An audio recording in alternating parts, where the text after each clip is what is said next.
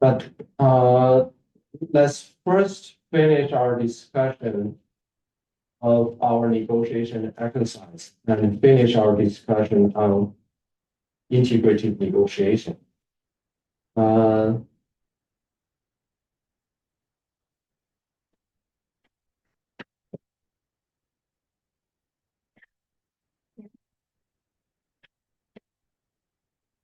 Yeah, so on the e-learning, if you have not seen the assessment from your peers, that means they have not submitted. I encourage you to give some useful feedback. Notice some of the feedback you just get giving a point. I mean, maybe you just think nothing, everything is perfect. Then that's also fine. Just maybe make this, you don't find anything that can be improved because you feel the video is very, very great. So that, provide some encouragement. We know that praise and encouragement can always increase the liking. So do not hesitate to give some praise if you really think that is great. And if you think there are some room for improvement, point it out so that the other person could use your comments to improve for improvement. So a general observation for the presentation. I know you probably think that your video is quite interesting and it's quite relevant. And that's almost all the presentation. I supervised many master theses and also including a bachelor's thesis. Sometimes I do not get why the topic is important, but the student always think, oh, this is the most exciting project I could ever find. I mean, this is a phenomenon called the curse of knowledge. Right? You definitely know your topic is interesting. It's definitely interesting to you because you know all the relevant background and what is the corresponding implications of your presentation. But it's not clear to the audience why it's interesting or important. So that's why we introduced this ABT structure to focus your attention to explicitly emphasize why it is interesting, why it's important, right? So give me an example of this curse of knowledge. Right? So there was an experiment conducted. Just ask some student to tap some popular song, right? The song you expect the other person to know, like "Happy Birthday to You," like "We wish you a Merry Christmas," sounds like this that you are sure that the other person will know. And you do this, and you ask the other person to guess. So out of 10 people, how many of those responders do you expect to recognize yourself? I think about maybe the happy birthday to you, right? So you have just you do this reason. Do you have a guess? What is the percentage of the other person that you show this reason could correctly guess what the song is? Yes. 20 to 30%. 20 to 30%. Good guess. Anyone? Anyone else? I think like 80 maybe. 80%. Yeah. I mean, most of the students who try to demonstrate this reason think that at least half of the other students will be able to guess the song. But what is the actual percentage? It's 1 out of 40. That means 2 to 3%. That is the curse of knowledge, because when you try to tap the song, you are seeing the song in your mind. I mean, it's very obvious to you what the song is, right? But for the other person, they only get a very limited information about the song. That is just the reason. And it's very difficult to guess correctly what the song is based on this limited information. Right? So that's the lesson we could learn for our presentation. I mean, it's not only presentation, it's like whenever you introduce any topic to the potential audience, if you know that the potential audience is in your group, like you are an economist and you are just introducing some concept related to economics, then you don't need to emphasize why it is important because the audience already know it's important. But in most of the cases, you are presenting to some general audience, they are not convinced that your presentation, your topic is important, is relevant. That's why you should give them enough information to show the relevance and the importance and also the interesting points of your presentation. Okay. And the APT structure helps you like to focus your attention, which part you should put there so that the audience understand why they should care. I mean, why is always much more important than what it is. I mean, without answering the why, it is difficult for the audience to read, to watch your video. I mean, they have to be convinced that it's important, why they should watch the video before they are able to finish watching the video, right? So if you spend a lot of time making a video, writing a message, but you cannot convince the other people that what you have is important and relevant, you have wasted your effort and time. So when I supervise the master thesis, I always say that understanding why it is important and describing it well to the potential audience, that's actually the most important first step. Once you figure out how to convince the others what you want to write, just follow naturally. So that's some general observation towards your persuasion presentation. And that's actually quite important to have the peer feedback. I mean, my feedback is also important. I'll try to spend some time to give you some feedback for was able to. But even the feedback from the other students, I mean, that's also quite relevant because it also sometimes, a lot of times, demonstrates the personal knowledge. Right? So you think you have described everything clearly, but you fail to recognize something that is obvious to your peer, that there are a lot of room for you to improve. So that's what you could do about this persuasion presentation. Now, let's finish our discussion of integrative negotiation. So we have finished one exercise yesterday. Some of you told me that this feels like the most difficult. It is because it has a lot of information, and in order to achieve a good outcome, you have to figure out a way to get the information about the other person's preferences and expectations, and also the relative importance of different issues, right? So it's a multi-issue negotiation. So let's talk about some general principles related to integrative negotiation, and then we come to the debriefing of the negotiation exercise. So here are some theory behind integrative negotiation. Integrative negotiation would focus on value creation, try to expand the pie. Most negotiations can reach integrative agreement with the creation of mutual gain. So integrative agreement just refers to the fact that the agreement actually benefits both parties with a huge amount of value creation. But in integrative negotiation, there are some faulty assumptions, your beliefs that prevent people from achieving this integrative agreement. They could have this illusory conflict, that is the erroneous perception of incompatible interest.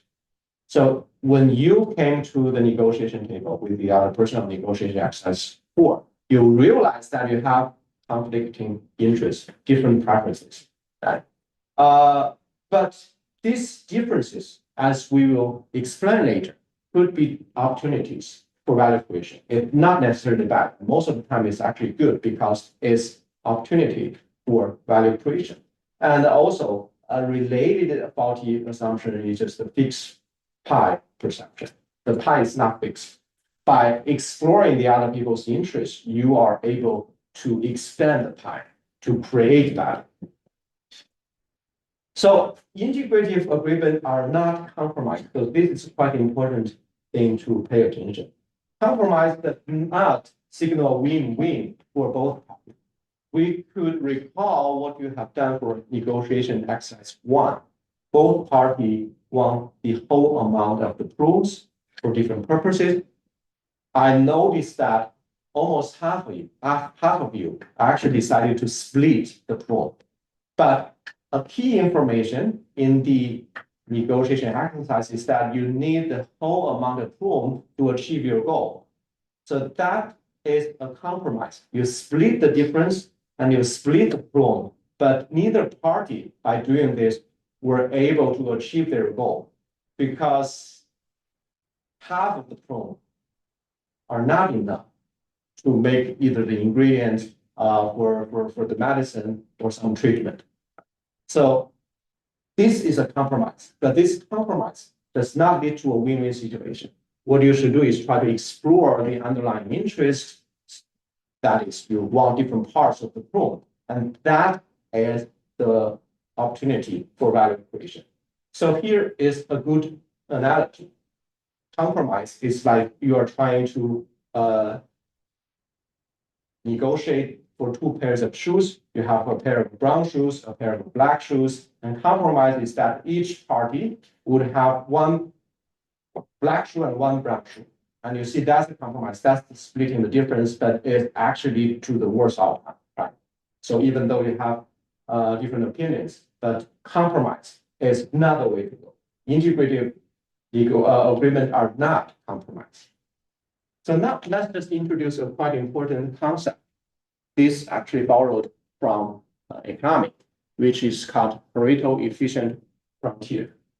So if we try to illustrate the value for the 2 parties, so we can use the x-axis represent the value for 1 party. So here we just denote this as the seller, and y-axis representing the value to buyers.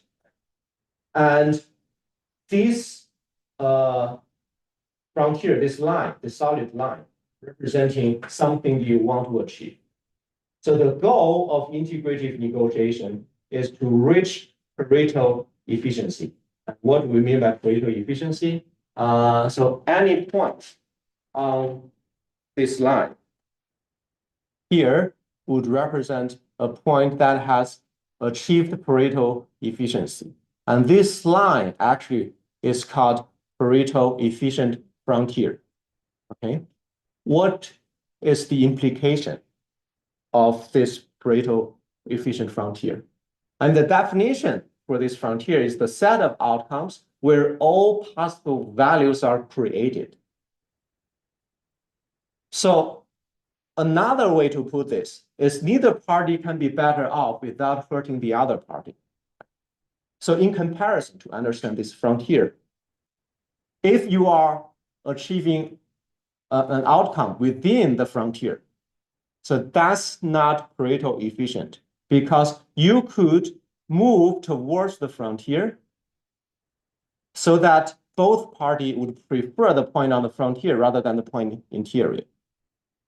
Okay, so while you are reaching the Pareto frontier, that means you achieve the Pareto efficiency, meaning that you are not able to create more values in the sense that you cannot make one party more satisfied without hurting the other. You cannot move further around. But any point inside this frontier, you are able to make at least one party better off without hurting the other party. Okay. So visualizing this, you want to push this frontier as further as possible because when you expand the frontier, then that means you are able to attribute more values to both parties. Right? So that's value creation. Value creation is trying to push the frontier. And the value distribution or value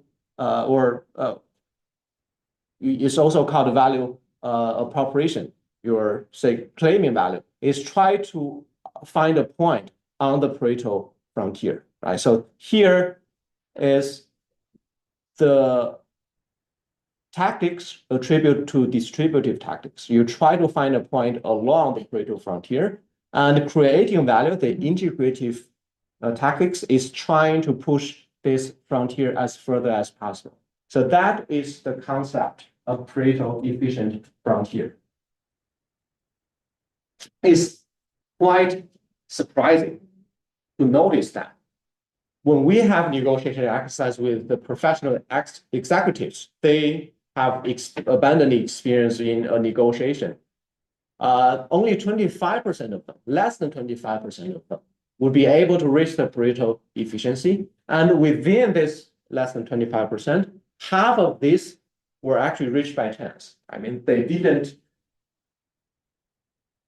think about the concept, the idea of value creation, and they achieve the efficiency just by chance, just by pure luck.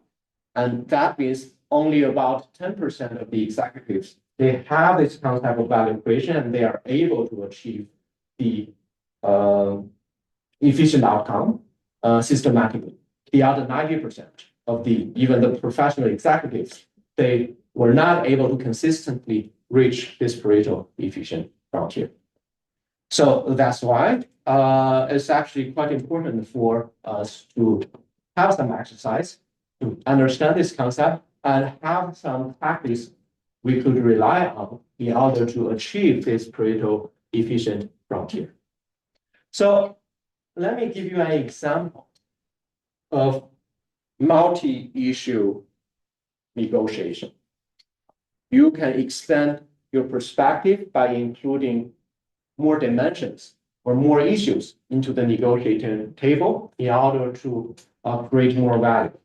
So there was war going on in the Gaza area, so it's actually not something new. Back in the history, it's a complicated geographic situation in that area.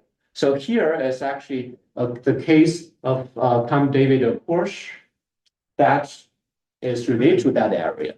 So Egypt and Israel, they tried to negotiate the control of the Sinai Peninsula, a situation in which it appears that the two sides had directly opposing goals. Egypt wanted the return of the Sinai in its entirety, while Israel, which had occupied the territory since the 1967 war, I think that's the second Israel, what they call this war in this region, they actually refused to return this land.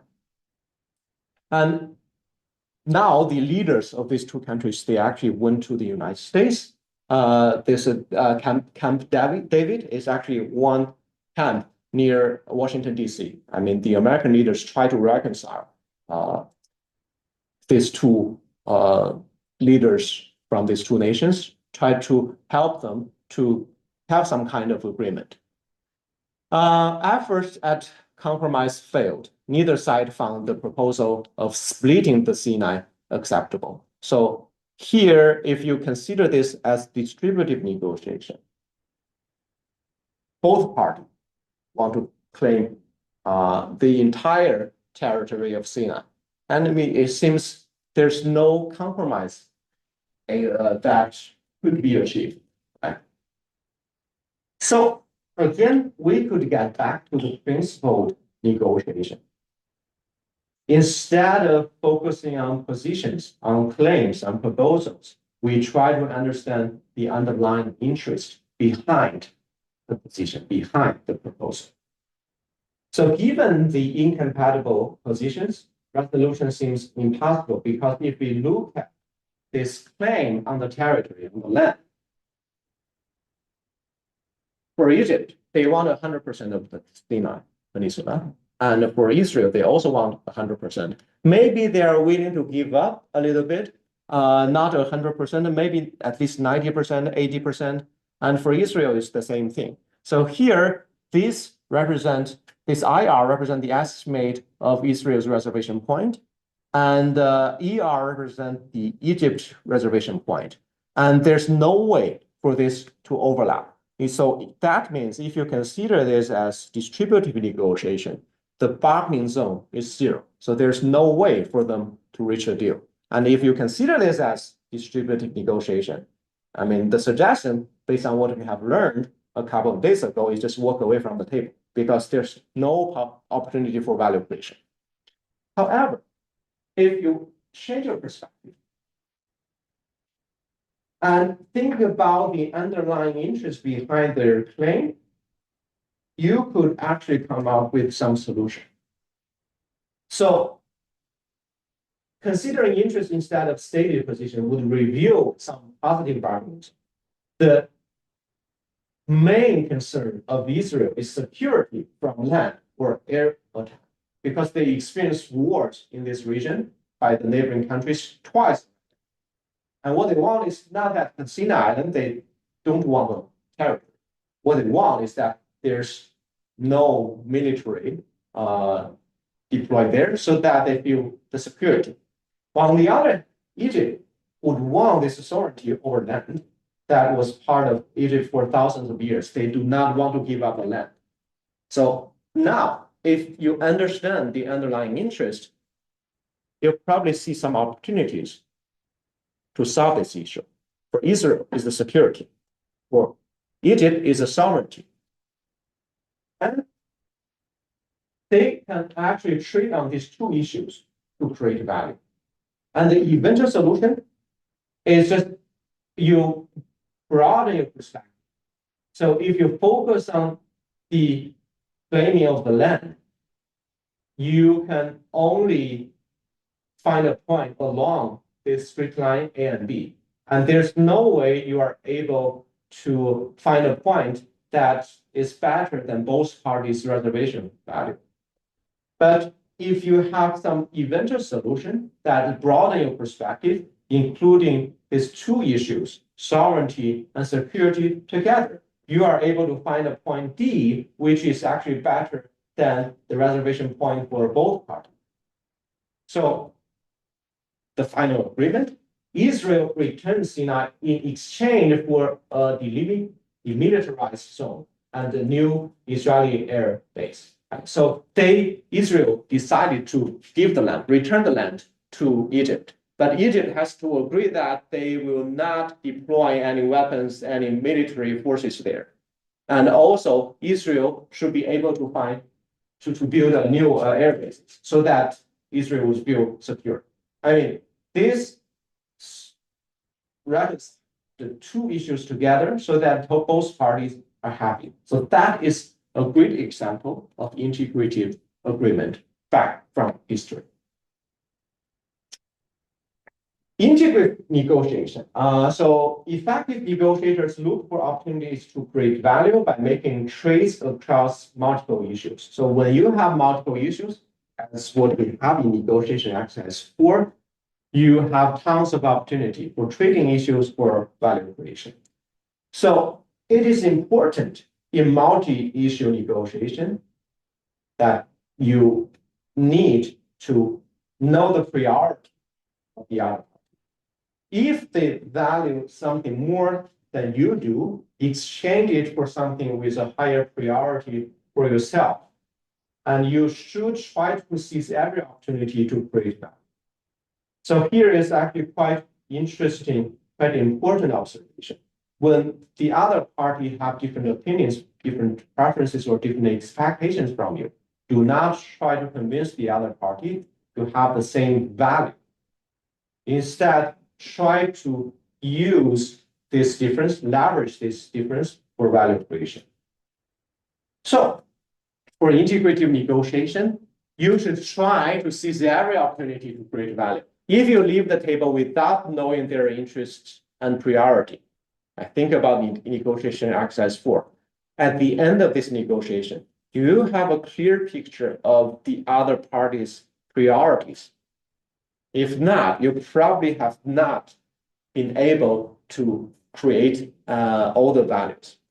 Right? So you have probably left value on the table. So in integrative negotiation, left the value on the table is not that you're giving more values to the other party or have a smaller share on your own. It's actually you fail to create the value. So there's opportunity for value creation. You fail to utilize that. So this left value on the table is quite different from distributive negotiation. Right? Distributive negotiation, leave value on the table, well, the total value should not be reduced because you just allow the other party to get more value. But for integrative negotiation, leaving value on the table, meaning that both parties actually hurt because they fail to realize all the potential values.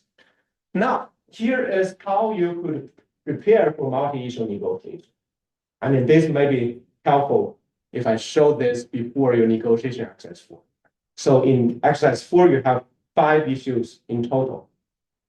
In real negotiations, you might also want to have a table like this to list the potential issues and try to estimate the priorities of the other party. And of course, your estimate may not be completely correct. You should also pay attention to get more information to revise your estimate.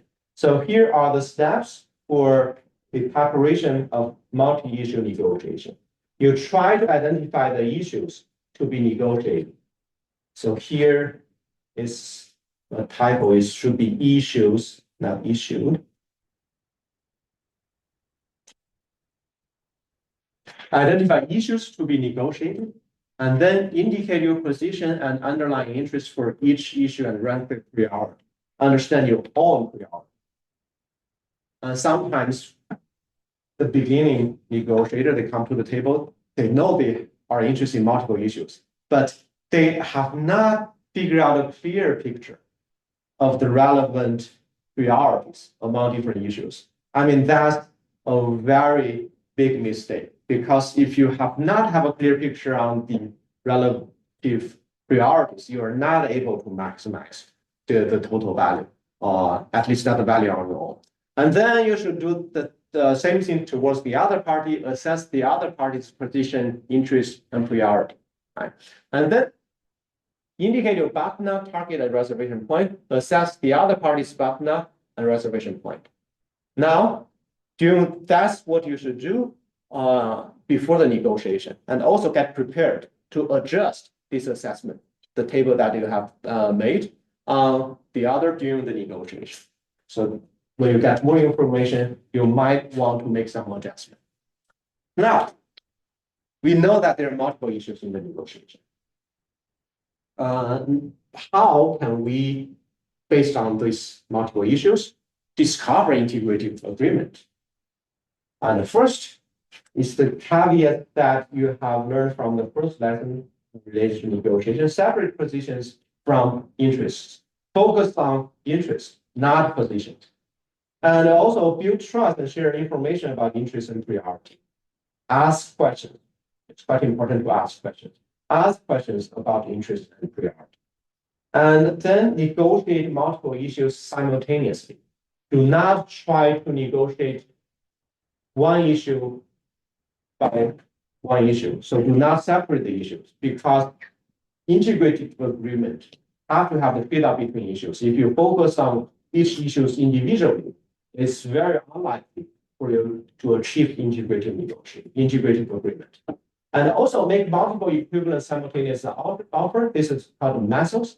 I mean, this is a tactic to help you understand the other party's priorities among different issues. We will look at some examples. And then leverage differences to create value.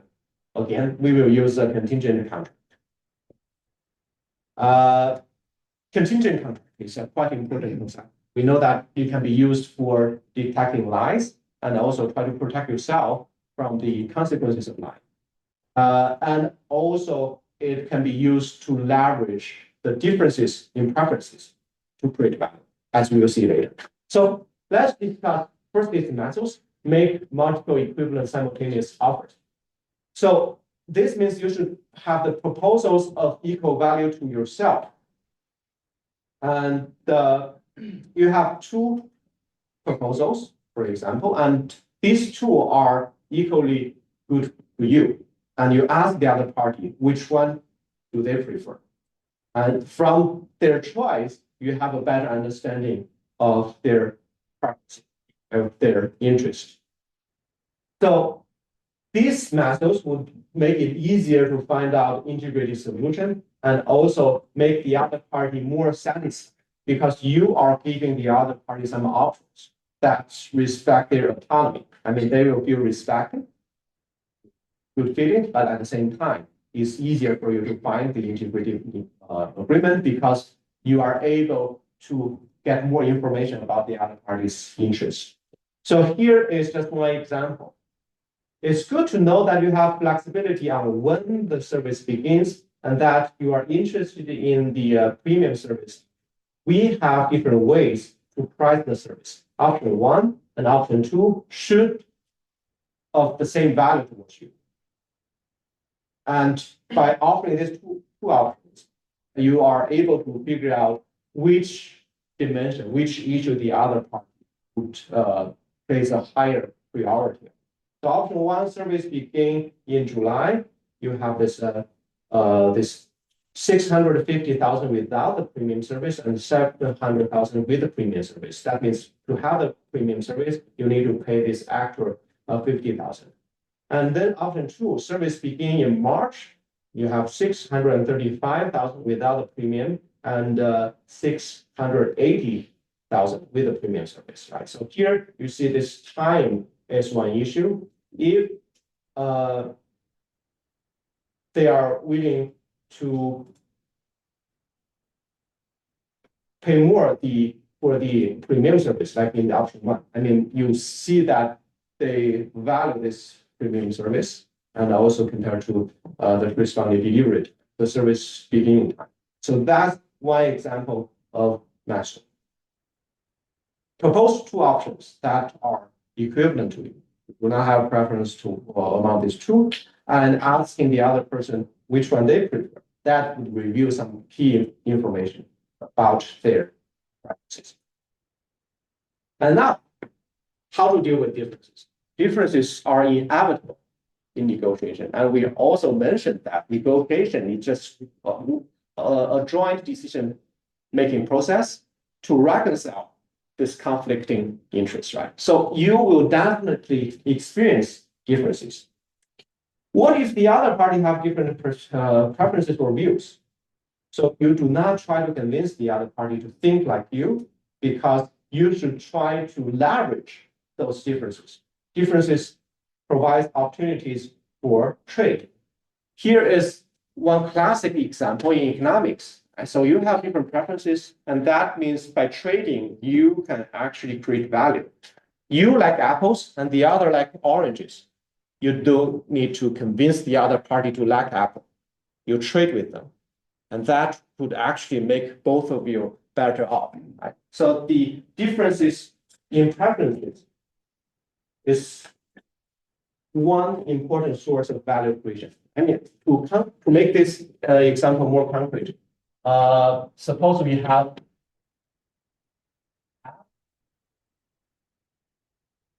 and Bob. So app would value apple as $1, orange as $2. Bob would have value apple as $2 and one orange at $1. Now app has one apple and Bob has one orange. Here, orange here. So they have different preferences. I mean, they don't need to convince the other party because this preference may be just natural, it's born with them. It's actually a great opportunity for trade, and trade is actually an opportunity for value creation. Now, App has one apple, Bob has orange, but App prefer orange than apple, while Bob is just the other way around. Now they can actually trade, right? Now, by trade one apple is orange, both parties are better off. Before App had an apple, that just means he actually enjoyed $1 as his utility, his value. And Bob has also $1, which is the orange, how much it's valued to him. But after changing, both of them would actually enjoy this value of $2. So before trade, the total value of this party is $2, but after the trade, the total value to them is actually $4. So that's the basic concept of trade. Voluntary trade will be able to benefit both parties. So the differences in preferences is something that you can use for value equation. So if you have differences, the differences are opportunity in negotiation, you should try to leverage them. So differences provide potential to create great value. So we have seen that differences in preferences will be able to create opportunity for trade to create value. And if you have differences in capability, like if you are good at making ladders and the other is good at making food, I mean, you can collaborate. These differences in collaboration is actually the foundation of the economic system. If you learn economics, you see difference in capabilities actually represent different comparative advantage. And by trading with each other, by specializing and trading with each other, that's opportunity for creating value and for economic growth, actually.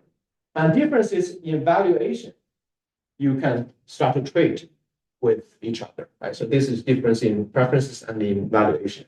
And if you have differences in risk attitude, you can actually have this trade of insurance. For each individual, for individual consumers, we are usually risk averse. So that's why we purchase car insurance, housing insurance. Because for us, experience one big accident, that's really bad for us emotionally. But for the insurance company, they are not risk averse. They are more risk neutral. And in that sense, the individuals and the insurance company, they have different risk preferences that make the opportunity for trade. Both parties will actually be better off. Right? So the individuals have a sense of security, while the insurance company, they are able to charge some risk premium to earn profit by selling insurance. And difference in time preferences, well, if you are more patient, you are willing to give up some of the money today, you can actually lend your money so that you can get more tomorrow. Right? So these differences would be able to create the opportunity for borrowing and lending money. Right? And then the ones who lend money, they are able to earn some interest so that they have more to consume. And the one who borrow money, instead of they have to wait for tomorrow to consume, they can consume now, even though they are able, they need to pay the interest. So that's differences in time preferences actually create this borrowing and lending money that make both parties better. And differences in beliefs and expectations often entails contingent contract. So this contingent contract could help deal with overconfident and self-serving biases. So let us look at some examples of contingent contracts because they are quite useful when you come to the negotiation table. So now you have a client doubts for lawyer's ability to win. And at the same time, the lawyer is quite confident that he will win this lawsuit. So different expectations. How can we reconcile this? We could come up with some contingent contract. So this contingent contract could guarantee the lawyer a large payment if the client wins and nothing if she loses. So this would make both parties happy because for the client, she doubts the lawyer's ability. But this contract would cost her nothing if the lawsuit loses. So it doesn't hurt for her to sign this contract. But at the same time, the lawyer is very confident about his ability to win. So he doesn't mind to get paid nothing if the lawsuit loses because he's very confident. So he's able to earn this large payment, given this winning case of the lawsuit. Now, a publisher is skeptical about an author's ability, while the author is confident of her book's success. And we could use the same idea to come up with a contingent contract. Think about how you should write a contract, which should be similar to the first one. So we could have this payment conditional on the sales of the book. So you pay the author a higher percentage of sales revenue in exchange for very little money upfront. So these would make both the publisher and the author happy. Similarly, a television production company is selling its shows to a television station with a company having much more optimistic ratings, expectation on the viewers' rating, right? And you should understand that the ratings by the viewers will determine how profitable the show is. So here they have different expectations. The television production company, they are more optimistic, think that this show would worth much more compared to the valuation of the television station. Here we could again come up with a contingent contract. You make the price contingent on the show's performance, very high price in case of high ratings, and very low price in case of low ratings. So this contingent contract would make both parties happy. Okay. So that's the idea of contingent contract. So here is some warnings about contingent contract. I mean, first, the contingent contract should be clear, measurable, and enforceable, right? Otherwise, if it's not enforceable, measurable, then it's difficult for you to implement it. But another important caveat you should have is that contingent contract should not create a conflict of interest. So here's one example. In case of the television production company selling a show to the television station, the last example that we saw in the previous slide, the contingent incentive should not be so large that the television station will intentionally cause the show to have a bad rating. So air it on the unpopular time, not to advertise it, etc. If this contingent contract is so distorted, it's create a conflict of interest. So it's a bad contingent contract because that would actually destroy some value that could be potentially created. And also in the case of MFAR that you have done for exercise 3, the profit from receiving this FDA approval should not be so low for MFAR that MFAR would not put enough time and effort to obtain the approval. So that's another example of conflict of interest. So let's take 10 minutes of a break. Let's get back to the after and continue our discussion of post-settlement section.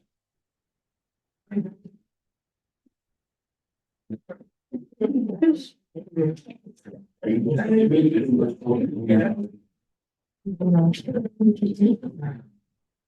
but I actually did the thing.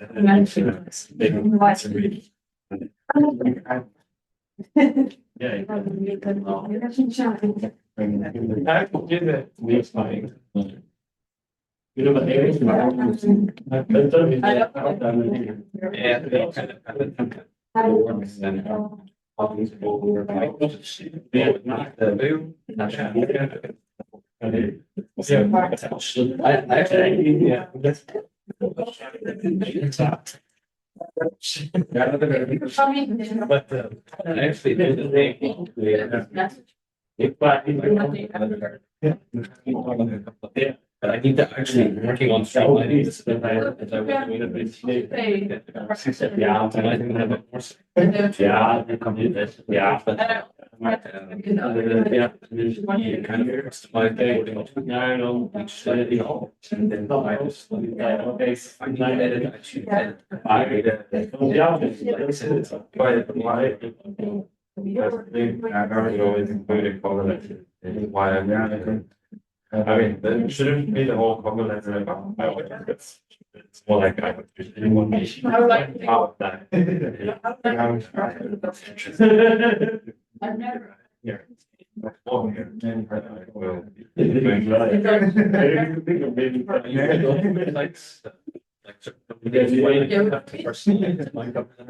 That's true. I think I'm going to my mouth. Can you put that out? But of course, I don't also. Let's get a report. So. Checking.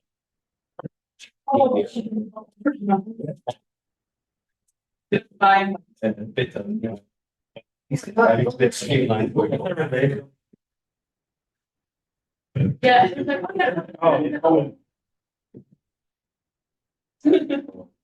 okay.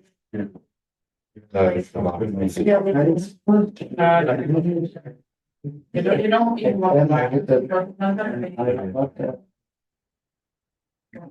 I'm gonna.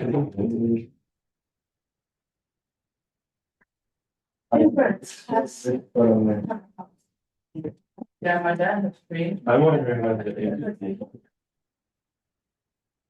Yeah, so here's the power from, yeah, I can remember with my, okay, so go to IT. You just.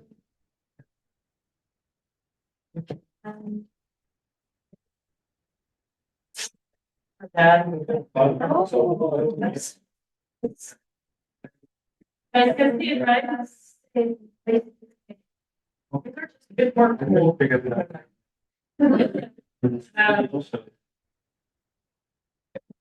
Analysis.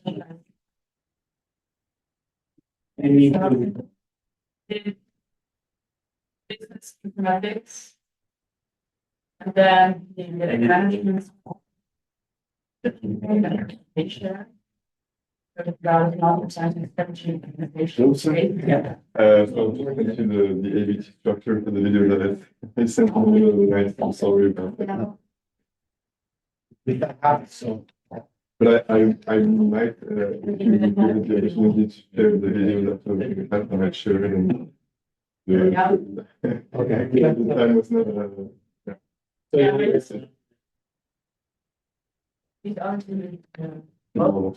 Yeah. The bridge You between. want some comments?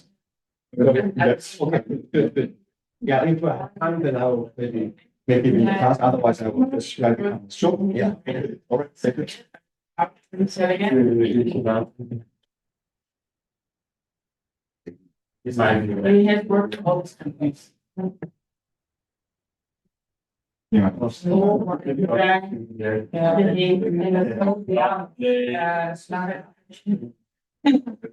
Another first company and another. Airport. I don't know if you want to say.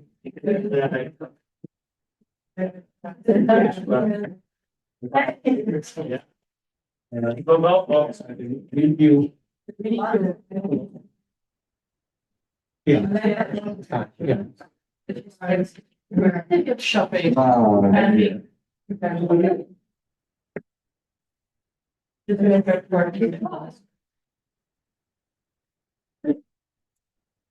Yeah, that's really good. That's like a.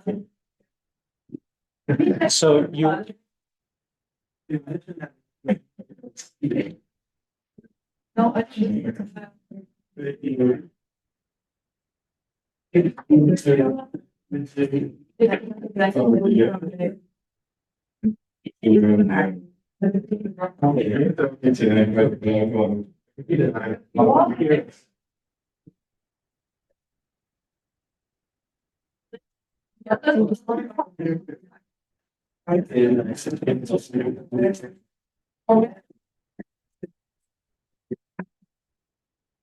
Yeah.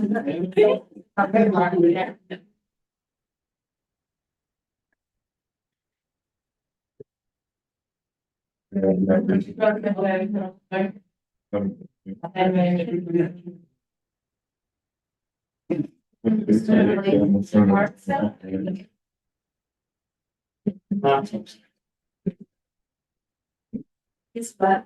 They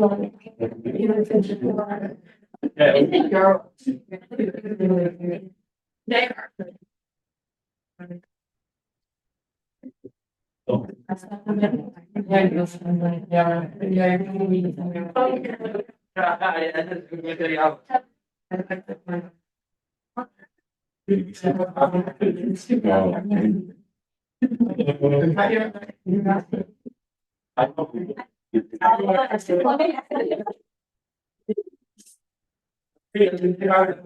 Yeah. I thought about it.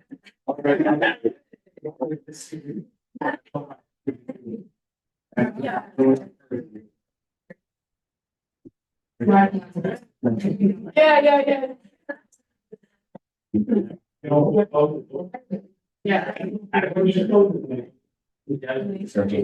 Yeah.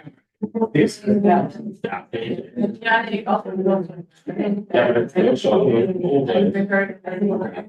Yeah, but it's also.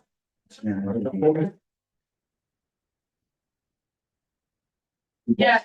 So, Yeah. And then in lower. Then you get like.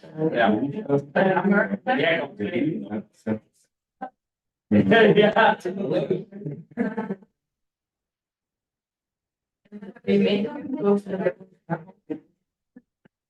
You think you get just. Yep.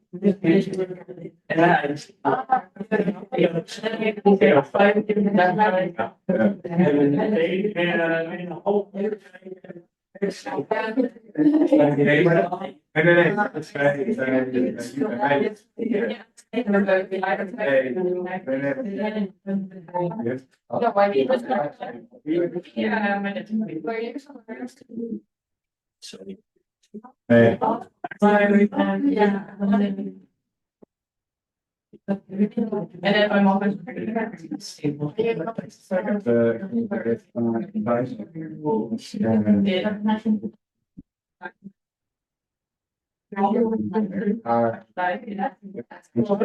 Yeah.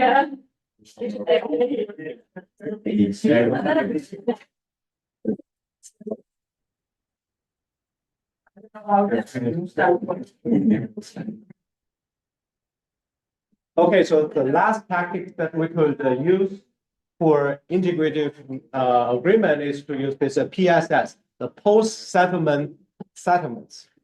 So it's just the settlements reached after the initial agreement is signed. Okay, so in integrative negotiation, it is difficult to figure out all the potential value creation opportunity. So that means even after you have signed a contract, an agreement that makes both parties better off, I think is good already. There are still some potential opportunities for further value creation. So that's what this PSS is about. You might be able to create more value even after signing the contract, right? So here, it's just what you could say in order to start this whole settlement. So you can say that though we are both satisfied with the agreement that we currently have, there are inevitably aspects of the deal that I wish could have been better for me, and you probably feel the same way about other aspects. What if we spend a few more minutes talking about potential improvements to the deal that would make both of us better off? Maybe we've already exhausted these possibilities, but it might be a good idea to see if there are any stones left unturned. Of course, if we can find ways to make both parties happier, we will be even more confident that our is the right one for everyone. If you are up for it, let's give a try. So that's the starting statement to initiate this PSS. So here, neither party has this obligation to change the signed agreement, right? So you only want to have a new contract, new agreement, if this new contract is able to make both parties better off. So this is just one proposal to further figure out whether you are able to further expand the Pareto frontier, Pareto efficient frontier. So that is the goal of PSS.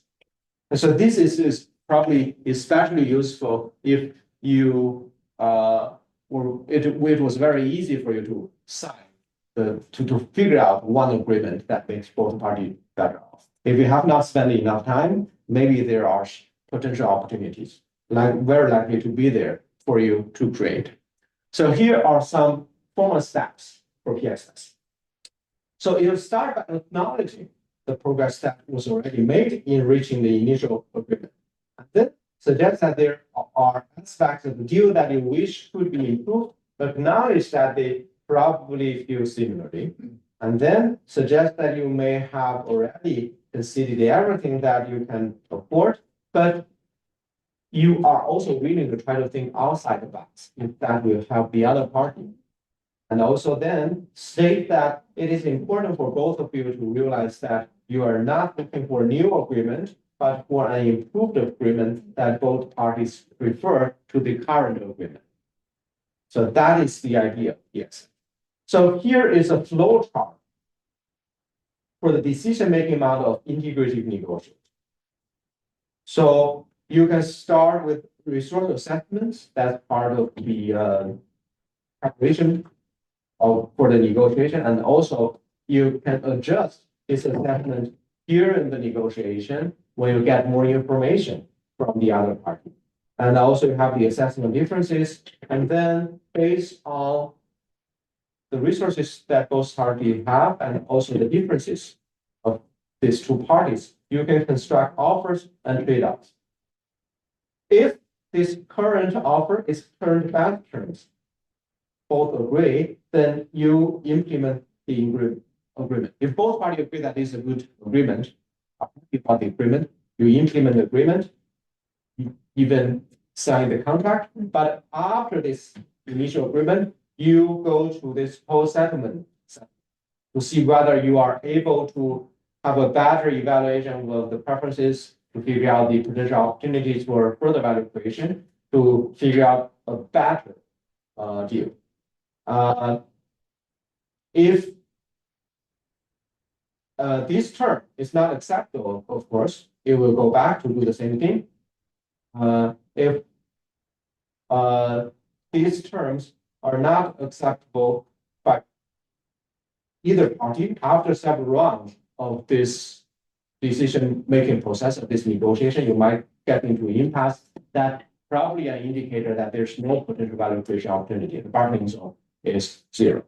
So here is just a flow chart for you to keep in mind that might help you to visualize the process of integrative negotiation. The most important thing here, I would say, is after you have already figured out a good deal, you might want to go to this post-settlement sentence to see whether you can improve the existing agreement. So to summarize, the goal of integrative negotiation is to reach Pareto efficient settlement. Visualize this Pareto efficient frontier. You want to push this frontier as further as possible, and then try to get a point on the Pareto efficient frontier. So in order to reach this Pareto efficiency, you should understand the other party's interest and priority. Multiple equivalent simultaneous offers with methods reveals the other party's interest and priority. You don't have to always use these methods in order to figure out the other party's preferences, but it's a quite effective tool. The most important thing is to ask questions. I mean, this is just one way to ask questions, right? I mean, asking questions is always good in the sense that it gives the other party the sense of the respect that you are asking for suggestions, consultations, And also it will be able to help you to figure out the other party's preference. Differences provide potentials to create greater value by treating across multiple issues. And differences in beliefs and expectations often entail contingent. So that is integrative negotiation. So here, to revisit the case that we discussed, I think we already figured out a solution to this case, which is contingent contract, because the demand, the last minute demand from the buyer actually reveals some important priority of their preferences, which is they have great emphasis on this timely delivery of the project. So the builder actually suggests something, or even bigger punishment with delay, but some bonus with early delivery. So that's the idea. So after considering these options, the builder decided on an entirely different approach. He negotiated with the buyer to increase the amount of penalties if the project was delayed, and the revised deal made both parties better off. The builder realized that the buyer's demand reveals that he was concerned about the delays, and he valued timely and perhaps early project completion. So the builder approached the buyer with the following proposal. He would pay higher penalty if the project was delayed, and he wants a bonus if the project is complete earlier than scheduled. So both parties agreed to this clause, and both parties were happier. So that is how you can use the differences in preferences to create more values. So that is integrative negotiation. And now let's have some brief discussion of the last negotiation exercise. Let's see what here, right?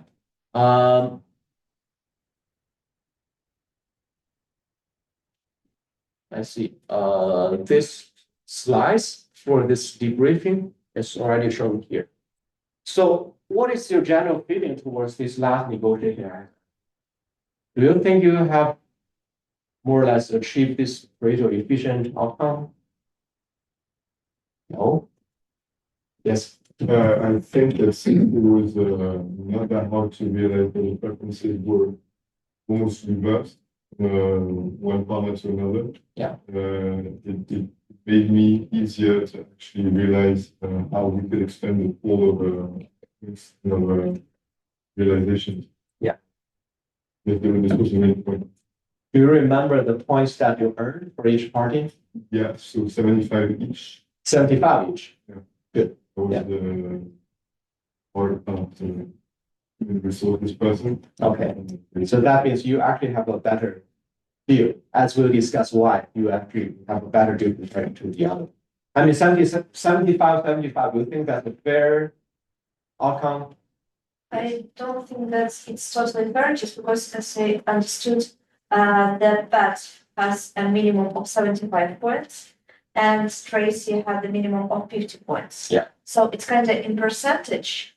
The better outcome is for Tracy, obviously, and a little bit worse for Bet. But still, if we'll think about his idea realization, and that maybe he has his main priority is just to realize his thought to make the product the final one. So maybe that's fair. Yeah. So the definition of fairness is quite difficult because we have self-serving biases, and we could have different principles to define fair. Yeah, And also, I guess, regarding the main aspect of quality that we could look onto this field would be the way we actually, the way my partner get best points out of what could. And the fact is, I gave all I could in the prices and the amounts, which were really low points, and even high points to the other. So I guess in terms of possibility, then as you said, retail efficient basis. Yes, this could be a good angle of visualizing the quality, the value that's been made, instead of actually seeing the quality between the two partners. And I guess in my case, since I gave everything that could makes the best value for the other. We're reaching at least a little close to. So you are Tracy. Yeah. Yeah. So I think 75, 75, that actually is on the Pareto efficient frontier. So let me show you these preferences indicated by points. Okay, so this is the table for Pat Peterson. And also you can find this table on this left side. You can now have access to the row information of the other party. Here is the preferences for Tracy Jacobson. So let's put these two together. As we have mentioned, for many of these issues, the preferences are exactly reversed. So that is the case for time, for funding, for staff, for lab access. But how many of you has figured out that this hiring and training, they have completely aligned interests? Good. That's good. So you discover this, right? Of course, for most integrative negotiation, you want to frankly indicate your preferences. So even for aligned interests, that would create more opportunity for value creation. There are some negotiators, they want to hide this information so that even though they are aligned, but I claim that it's not aligned. So if I compromise towards this issue, even though I'm actually better off, I ask for some concession from the other party. I mean, that's depends on the negotiation styles. But what I would recommend in general in integrating negotiation, it doesn't hurt to review your preferences. And also, it's quite important to notice that for the two issues, staff and lab access, this Tracy actually places more value on, right?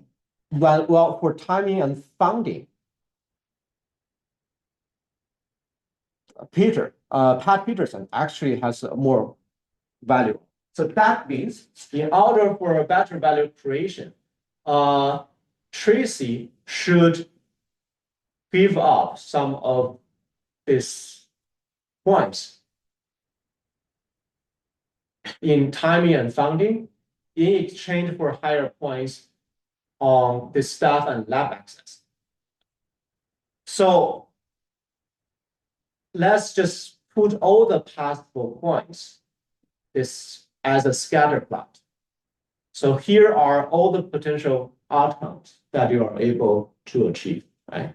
So if we use this idea of Pareto efficient frontier, all the points here and here should be Pareto efficient. Right? So your goal is probably to achieve some point on this Pareto efficient frontier. And what's also something important to keep in mind is the reservation value. Pat Peterson has a reservation value of 75. Well, Tracy has a reservation value of 50.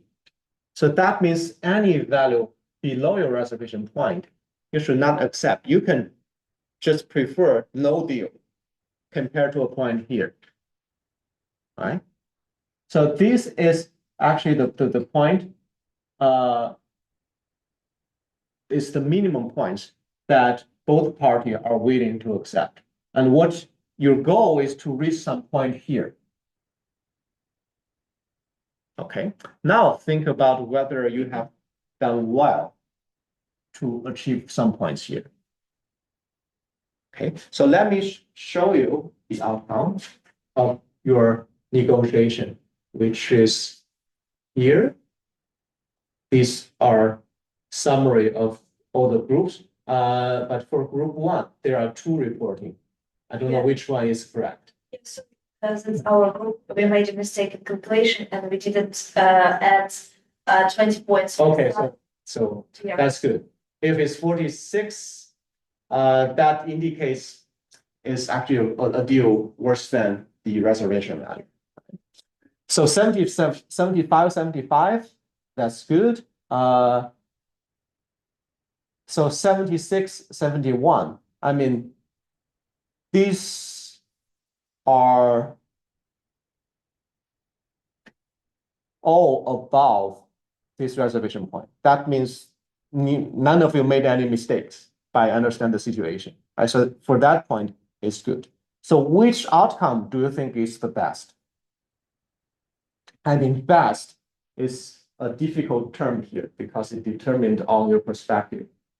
I think that's the fifth outcome is better where the Pat Patterson got 83 and Tracy got 54.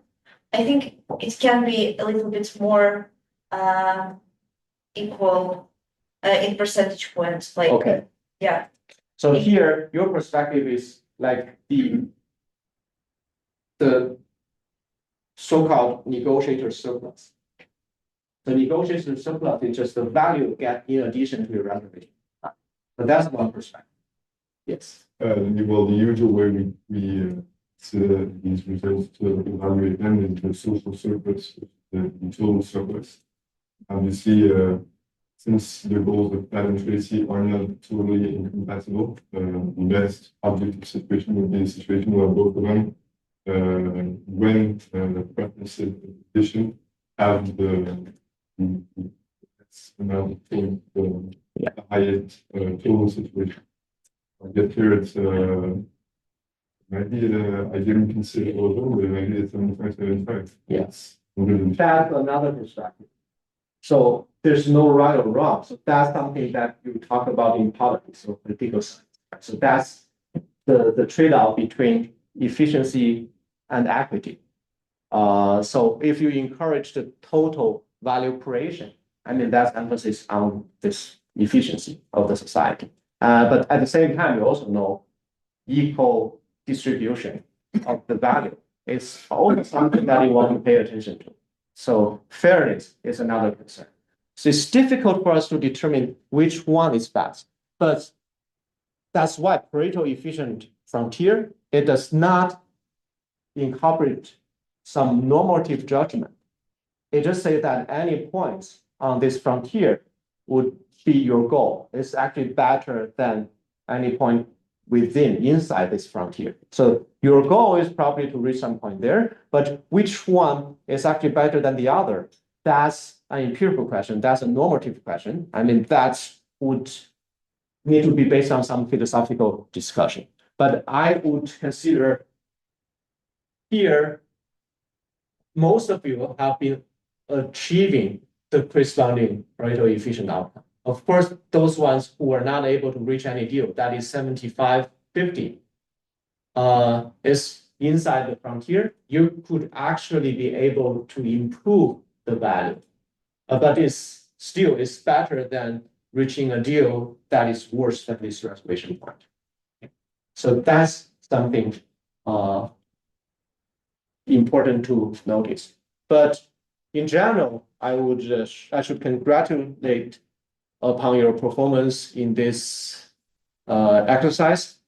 Almost a majority of you, I should say, have been able to figure out the preferences of the other party and utilizing these preferences and the differences of preferences for value creation. Any comments, general observations towards this exercise? And towards everything we have done, the 4 exercises so far. So if no questions, then we just get to our last topic, cultural differences. It should be an easy lesson, hopefully. And because we are an international class, and it's actually quite important for us to understand the differences in our perceptions, in our normative expectations that is caused by our culture. So in order to motivate our discussion today, let me ask you a question or give you some observation.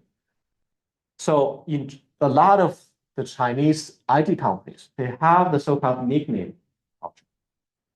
So including Alibaba, if you are not familiar with Alibaba, ByteDance may be a more familiar company. If it's not that familiar, TikTok is just the app generated by ByteDance. So they actually developed this nickname culture, or the culture of addressing each other by the first name.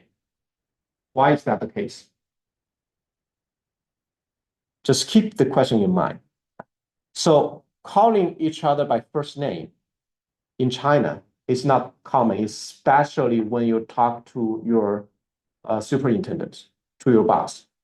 But these IT companies, they actually try to turn the culture the other way around, try to make it more equal.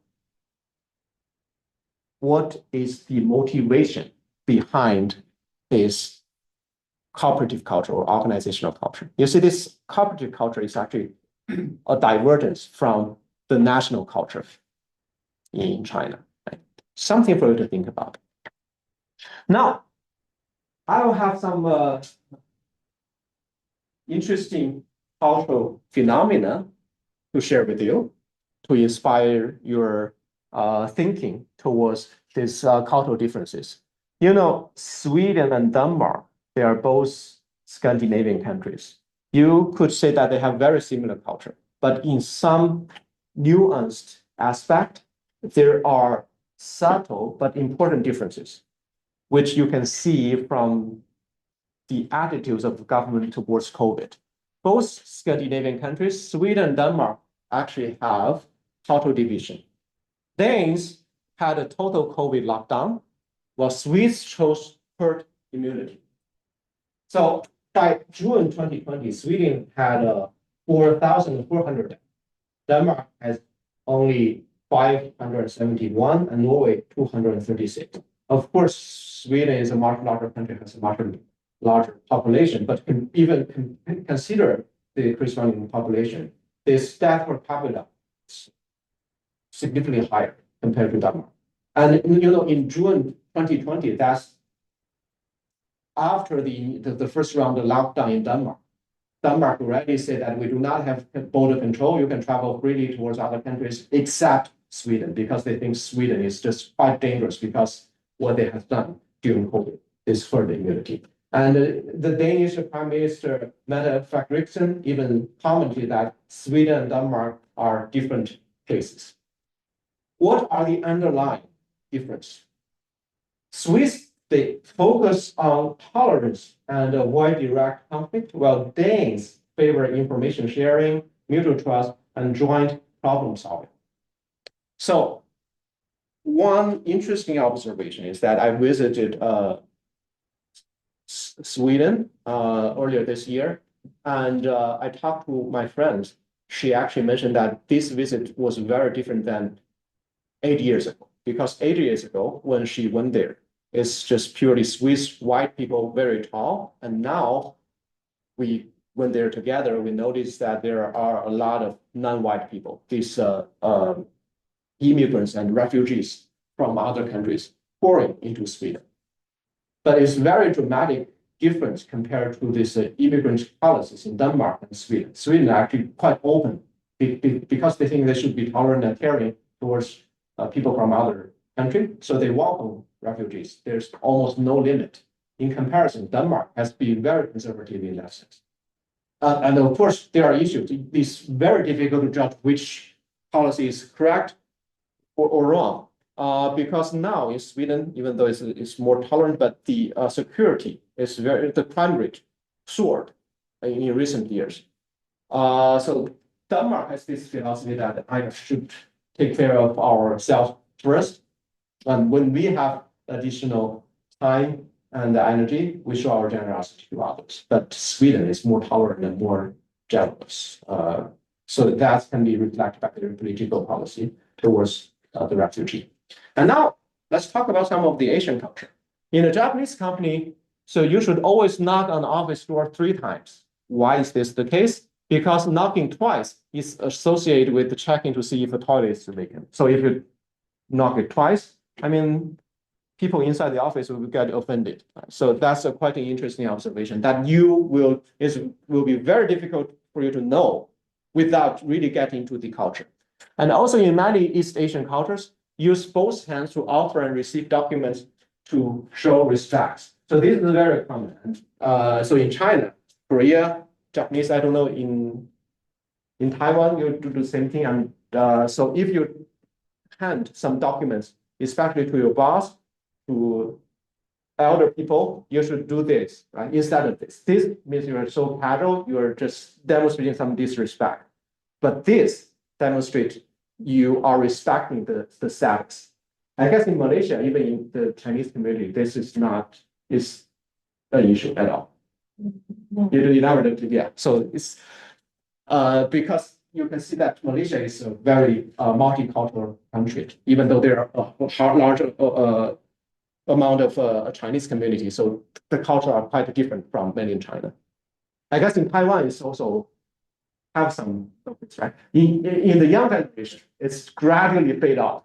But still, if you are from a really strict family, you will be taught that from very young. And also around the Chinese dinner table, the host offer the first toast to the highest ranking guest. So that's just a norm, right? So if you're a host, you have to toast it in the order of the social status. And also, when you have this ganbei, the so-called cheering, it's very interesting that you should think the rim of your glass lower than the other as a show of respect. That means you have your glass here and the others there. If you consider the other person has a higher status, you should just lower your glass to show your respect, right? If you are peers, I mean, I have sometimes have this drinking on the dinner table with my classmate.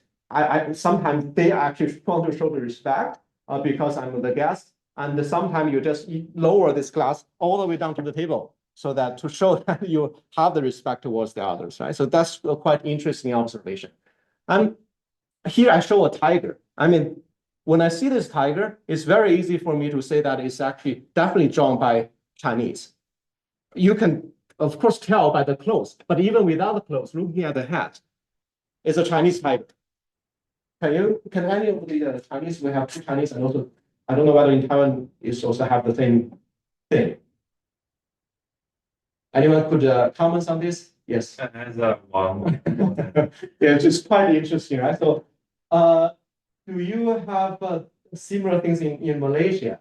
When you draw a tiger, okay, that's some commonality. So, it's quite interesting experience, right? So, I have a 3-year-old daughter. I have already known that very clearly. So, she watched some nursery rhymes on YouTube, right? So here is like a baby tiger.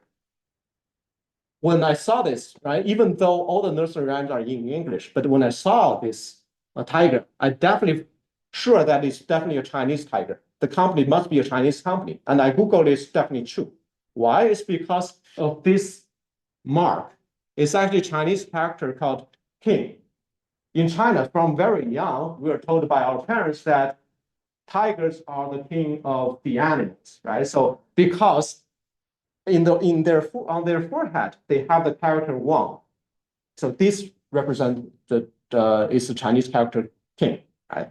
And it's very interesting that when I draw a tiger for my daughter, I just subconsciously I have to put this character there because that's what I've been taught. It's actually very interesting cultural phenomenon. And talking about some of the European culture, Western. This is just distinction between the tight culture and loose culture. German pedestrians, they wait at the crossroad without a single car inside. Not all German pedestrians do this, right? So I have the young people, I have friends there, with they see there's no cars, they just go across even in red light. And Swiss banks, UBS, they mandate a 44-page dress code. And executives work till late evening. They barely loosen their tie.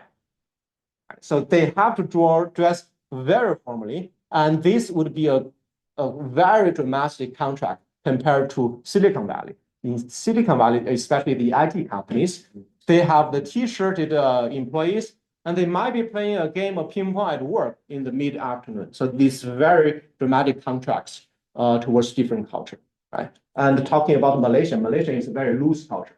China is very tight culture, and that could explain why you don't need to show these hands towards the elderly or towards this your superintendent. You don't need to have this cheering thing to show your respect, right? So that's the difference between tight and loose culture.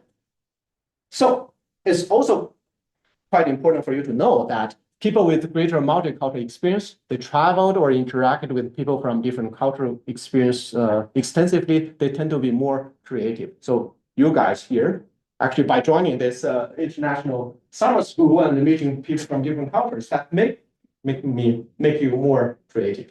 Right? So that's some interesting cultural phenomena. And we'll try to explain some of them. Right? So here is another situation, organizational situation that I want you to consider, which is related to organizational culture and also the national culture of Korea. So this is the case of Korean air accidents. Between 1970 and 1999, 16 aircraft written off and 700 lives lost. So the loss rate is more than 17 times compared to that of the United Airlines. And so this is tragic events, and it's just unimaginable why Korean Air had such high accident rate. And in 1999, there was an aircraft again from Korean Air at the crash in Shanghai. And by then, President Kim Dae-jung switched the presidential plane to Asiana. So it used to be the case that the Korean Air provided this presidential plane, but he switched. He actually commented that the issue of Korean Air is not a matter of an individual company, but a matter of the whole country. Our country's credibility is at stake. So that demonstrates the seriousness of this issue. Then, a small miracle happened. Korean Air turned itself around. Today, after the turnaround, the airline is a member of the good standing of the prestigious SkyTeam Alliance. Its safety record since 1999 is spotless. What is the key to the turnaround? It turns out to be a cultural issue. We'll discuss what is the issue behind this case. So here's the outline for the rest of our discussion of culture. We'll introduce what culture is and introduce one model of understanding national culture. There are many models, many theories behind the culture. We'll just introduce the most important one because it's mostly related to decision-making and negotiation. Then we talk about how language, which is an important part of culture, would influence your decision-making. At last, we'll talk about how negotiation will be influenced by culture and what are the points that you should pay attention to when you have an intercultural negotiation. So what is culture? The word culture comes from the Latin cultus, which means to care. So if you study biology, you have to nurture some culture of bacteria. So that's also called culture, a group of things that could grow together. You need to care for the bacteria to grow. That's why it's called a culture of bacteria. The former definitions, there are again many definitions. One definition of culture is just the values, beliefs, and norms shared by a social group. So any social group would be able to develop a unique culture, right? So we have a class. I mean, after 2 weeks, you have some specific culture, right? I used to play some economic games to demonstrate this, but for the sake of time, I just take my words.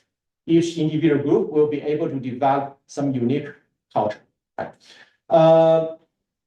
So the culture would encompasses economic, social, political, and religious institutions and products produced, like art, architecture, music, theater, and literature. They are all part of culture, and it's just a unique factor of a social group. So when we're talking about our way of thinking, or say the mental programming, it shapes how we perceive and cope with the world. And this mental programming consists of several parts. the lower level is human nature. That is universal among all human beings. We have a lot of things in common. Like we have the instinct, fear of snake. That's actually in our gene, and it's universal. And then we have a higher level as specific to the group or category. It's just learned from your social group by social learning. It's just the influence by culture. And also we have some specific to individual, which is called personality. I mean, this personality could be shaped by your culture and also is inherited. Part of that is inherited and determined by your gene. Right? So there are many personality tests, right? But we do not have time to elaborate on personality. But you know the famous personality test, MBTI. Anyone know this? So it's, I don't know in Denmark, but in China, everyone talk about it. My wife forced me to take this test to show me what kind of person I am. So basically, this test is using 4 dimensions to divide people into 16 different types. I don't even remember what my type is, but I know I'm an introvert. That's for sure. The other things just enter not that intuitive to me, so I don't remember. My wife knows better than I, so she knows what my type is. And she also mentioned that our type is a perfect match with each other, even though sometimes we have some argument. She always say that, oh, so we are a perfect match. We shouldn't argue. So basically, I mean, I can tell you the general conclusion from academic research. Basically, there's no scientific proof that this personality test will be able to predict what kind of job you are better at doing and what kind of life you will lead. Right. So there's no stable prediction by this personality. Right? So there is a book called Personality is Not Permanent, so which is introduced in the further reading. You can read that to see that some of the personality tests, they do not have any scientific proof. Right? So I remember this MBTI was used by CIA in the United States to determine what kind of person are better at being a spy. And after 20 years, the conclusion is that it is not helpful to predict whether a spy is qualified or not. So this is something about personality. So we will not elaborate on this, but culture is some influence specific to a group, and it turns out it has a great influence on how we perceive the world and how we make decisions, including how we negotiate with other people. Culture can be considered as an iceberg. You are definitely able to see the behaviors, the artifacts, and institutions in the culture, but a large proportion of culture is something that you cannot see. That includes the values, beliefs, and norms, and the underlying assumptions. When you get into a different culture, it's very easy to see the outer appearance of the culture, including people's behavior. But the underlying value, belief, norms, and assumptions, it takes a long time for you to grasp. Now, we know different countries, different people from different part of the world would have different culture. Where does culture come from? Why do we observe these huge differences across cultures? Well, culture evolves to coordinate the behaviors of people under a certain environment. So many scientists actually argue that the environment that you live in have a great influence on the culture. In other words, on how you perceive the world and how you coordinate with other people. So here is a simple example. We have observed that large-scale agriculture would require personal interaction with each other. This will usually give rise to collectivism culture because you have to rely on others. You have to interact with others on a daily basis. And this interaction, this environment causes this very frequent personal interaction, and this frequent personal interaction actually gives to this collectivist culture. On the other hand, market and commerce, they have impersonal interaction. You don't have to know the buyers in order to buy things from them.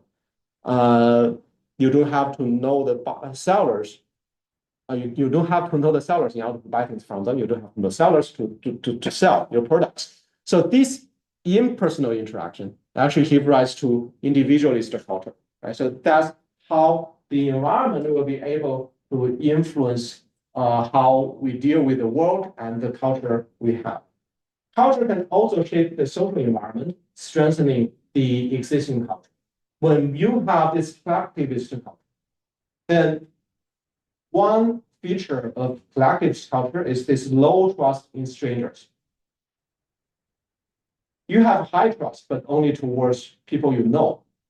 And you see a lot of these Chinese, when they do business overseas, they actually like to interact with people from the hometown, their hometown, because that's one connection, make them feel safe. And they have high trust towards the people from the hometown. And when you have low trust in strangers, it will be hard for market to develop. And it's also quite interesting that cultural and norms can be significantly influenced by economic institutions. You know, China experienced a very fast economic growth, and also the IT companies, they actually revolutionize the Chinese market. Now, when I go out for a restaurant, I always check on app which restaurant has good ratings. And this reputational system actually significantly changed the dynamics of people's interaction, and that significantly increased people's trust level. Right? So I remember like 20 years ago when I go somewhere new, I mean, you will be concerned whether you'll be cheated by the restaurant, right? So they will charge you a higher price and they will, make low quality food towards you. But nowadays it's very rare. Right? And also I remember 20 years ago, it's very easy for you to lose things in China. People steal. Now it's very rare. You can even use your phone to take out space on a coffee shop. So you can argue that because of surveillance system. So if you lost, then you can have some evidence towards that. So people will be hesitant. But it's actually true that if you steal something, even though the police station can get the camera, they can identify when it was lost and how it was stolen. It's very difficult for you to catch the thief. But because of this surveillance system, it's actually gradually changed the norms, right? Maybe when the surveillance was first installed, people were concerned of being caught and they stopped stealing. But over time, people using this empirical expectation or empirical descriptive norm, everyone would consider that's a natural thing. Right? You should respect the property right, do not steal from others. And that's actually significantly changed the norms. I mean, China now, I would say that it's a very safe place. I'm never worried about getting cheated by the merchandise or by stuff we get stolen by other people. So that's actually how this economic system and also this public surveillance, these institutions would actually gradually change the norm and the culture in the country. So here is an interesting study to demonstrate how the environment, how you interact with other people would actually gradually develop different type of norms. You know, China in general is a collectivist country.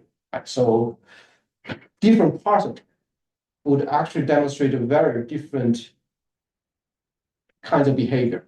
So here is a study demonstrating this and how this farmland, the type of crop that you're trying to develop, trying to farm, would actually influence the type of culture you will eventually observe. So here we have two different regions. So the color of the region represent the farmland devoted to rice. You know, in order to grow rice, you have to have this large scale coordination among the same village probably, so that you are able to use the water, the irrigation system efficiently, because rice would require a huge amount of water compared to wheat. If you grow wheat, you can just do it on your own. Your family just grow a patch of wheat and just harvest on your own. But if you grow rice, you have to coordinate with others, right? So because of this large scale coordination, when you try to grow rice, that would actually lead to this collectivist culture, as demonstrated by this paper published in Science. So let's see here. We have this scatter plot. On the x-axis is represent the percent cultivated land devoted to rice paddies. If you go from the left to right, that means more land is devoted to growing rice.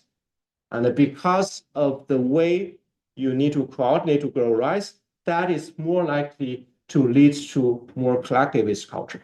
Right? And on the y-axis is represent this holistic categorization.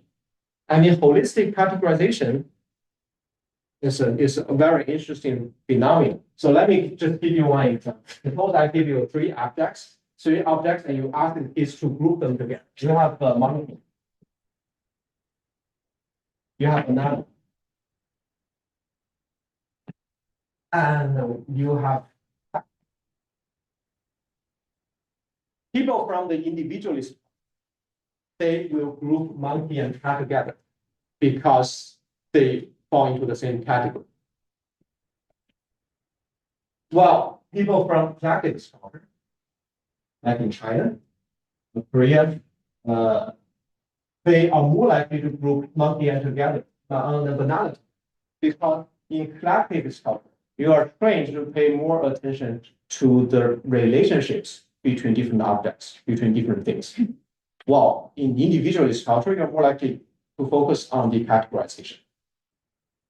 And also, it's quite interesting to see that, I mean, this experiment was conducted among the young, maybe kindergarten kids, elementary school kids. You do not ask the adults, usually just focus on kids. And it's also interesting to see that when you ask people who observe a picture, people from the individualist culture, they will focus more on the people, the face of the people, the person. While people from collectivist culture, they are more likely to pay attention to the environment of the person that is in. Right? So that's the holistic level of holistic.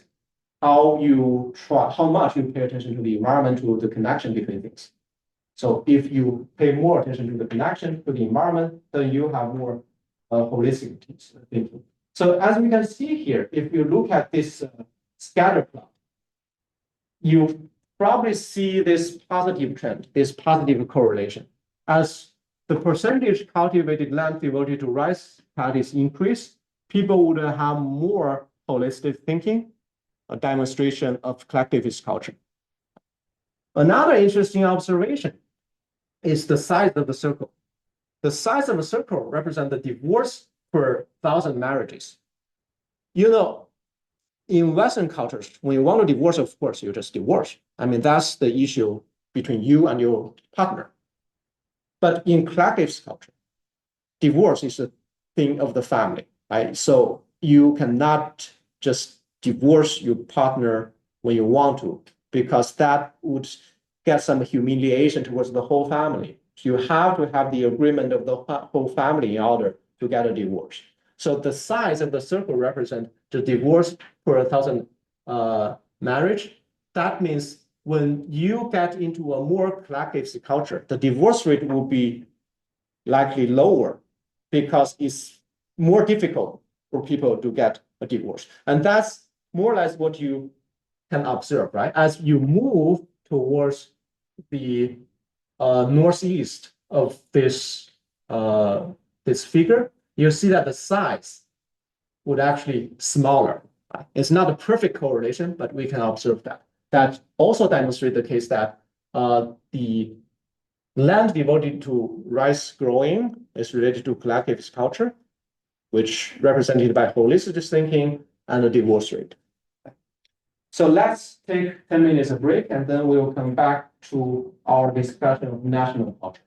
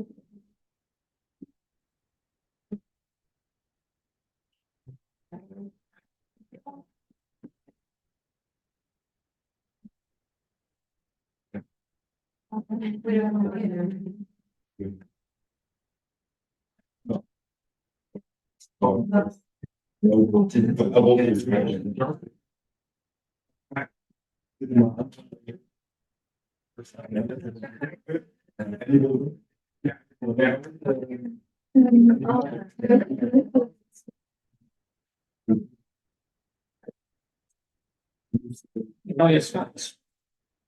Because when it's closed, it's still reopen it. If that in mind for your future. Yeah, you could, yeah, I mean, I didn't say you could, yeah, you could base on the debriefing because so that I just say you could, it would happen.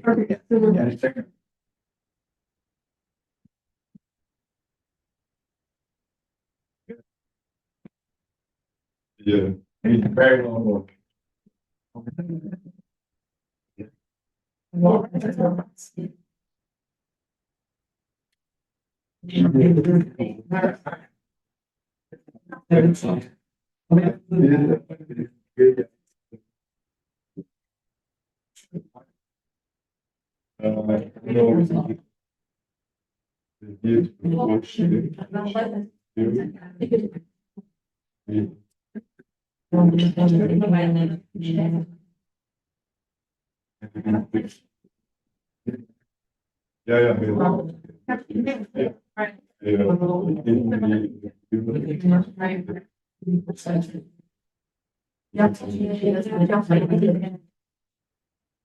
Yeah, yeah.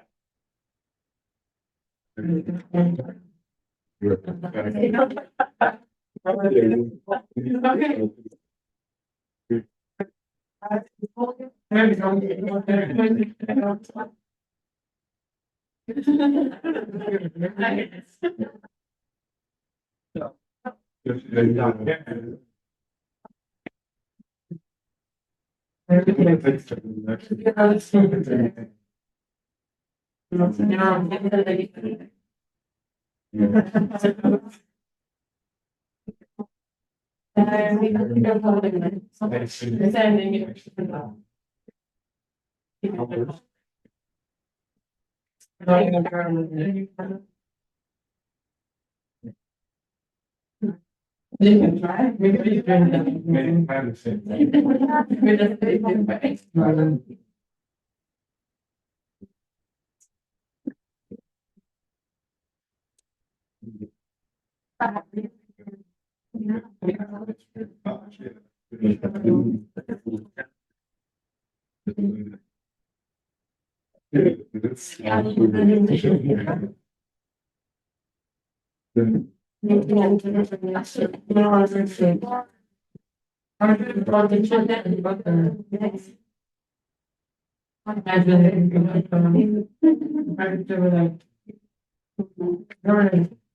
Like powder and.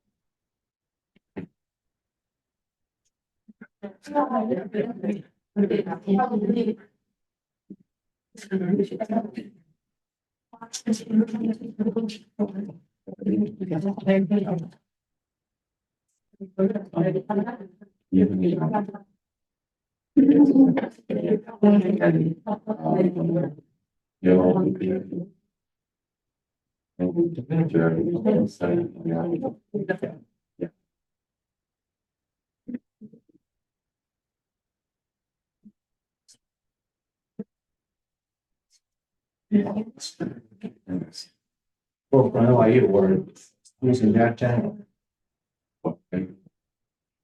I actually work in it right now. Yes, not in New York. I'm actually in another visit New York. My workplace is actually I know NYU have it's still have this professional because economics in the United States is usually you go and there's no terminal master degree and you have a lot of people. Some universities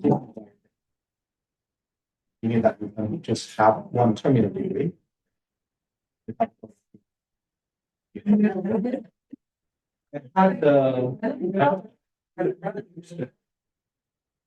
This 1 year or 2 year, I guess it's clear.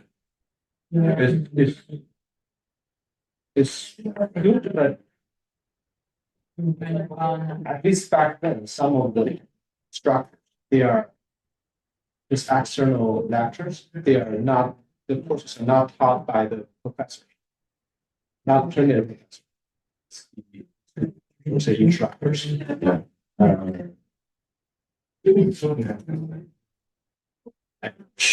My friend has mixed thoughts. So what's your eventual plan? Do you want to stay in the States and work there? I mean, that's could be good because I have a degree and then it's easier for you to find a job. You get a degree. But you're thinking whether master degree in economics is the best option.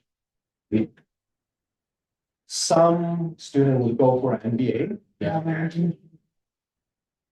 But MBA is actually best for you to work for 7 years, have some working experience, and then go.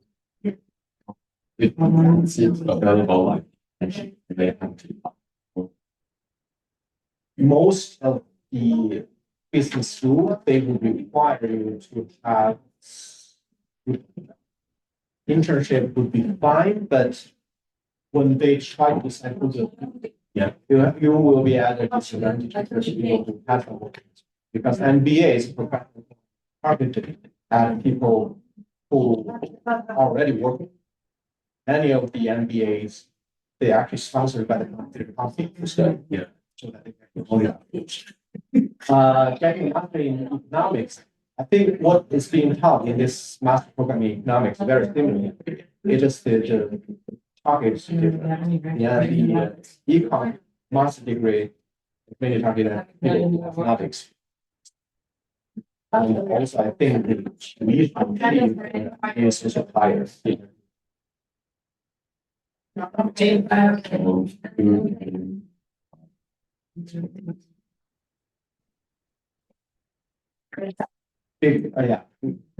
there are a lot of factors. We could discuss more. This my consideration is that for MBA you have to. I studied my PhD at Purdue. I know Purdue has 1 year. So the professional program. I don't remember this year. Finance management. You can finish in 1 year, but with only 1 year study, many of my friends who it's not easy to get a job. So 1 year, although it's short, you might not be able to get familiar with the environment enough time to look for internship job here. Right? So even though you pay less money because you finish in 1 year, it's also considered as a job. Which maybe yes, you have more time in. Just like the summer break, stays. Usually there's you do that work at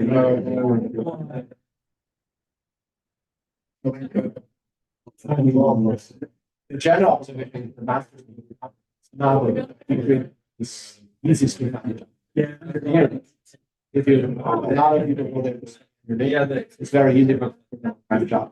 Of course, it's influenced a bit by the recent in the economy. But they are considered more like you are a company, then you're when you hire an engineer, you can just easily use economics is more it's like a general skill.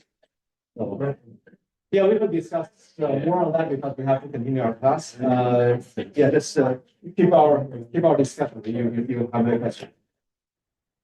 All right. So let's continue our national culture, and we have 35 minutes to finish. So I guess we will not have additional time to comment on your persuasion presentation. So we'll see. If we do, then I'll spend a couple of minutes doing that. In case we don't have time, if you want comments from me, just send an email. I will give some personal feedback to you. Right? And also, I realize that some student feels more comfortable to have this private comments. Right? So let's see whether we will have time. Now, talking about culture. So in order to study culture scientifically, we have to have some measures. And this famous social psychologist, Gerd Hofstede, he's Dutch, he developed this cultural dimensions theory from factors analysis of a worldwide survey of IBM employees between 1967 and 1973. IBM back then was a multinational country, so it had a huge number of employees, which make this survey analysis possible. So Hofstede collected this huge amount of data and try to run this factor analysis. And based on this analysis, he figured out 6 dimensions of culture. Eventually, he came up with 5, but later he added some more data and find a 6th dimension. So the most important dimensions are the first 2. Right? The first dimension, power distance index. It refers to the extent to which less powerful members accept and expect that power is distributed unequally. So depending on the power distance index, we can call a culture egalitarian culture or hierarchical culture.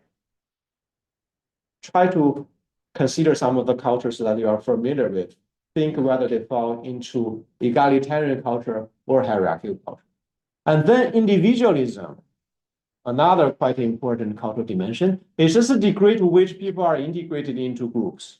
We already mentioned that China is a collectivist culture, while Western cultures are more individualist, right? So that's the dimension of individualism. And then we have the dimension uncertainty avoidance. It's just a tolerance for ambiguity. And then masculinity is a preference for achievement, heroism, assertiveness, and material rewards for success. Long-term orientation, it's just whether you focus more on adaptation or tradition. Indulgence versus restraint is the free gratification of desires are tolerated or allowed in a culture. So these are the 6 dimensions. Now, consider this 6th dimension, keep in mind their definition, try to describe the Danish culture. Do you think Danish culture is high power distance individualist, high uncertainty avoidance, masculine, long-term oriented, and high intelligence. Which of these 6 dimensions could be good descriptions of a Danish culture? Let me try to enlarge this.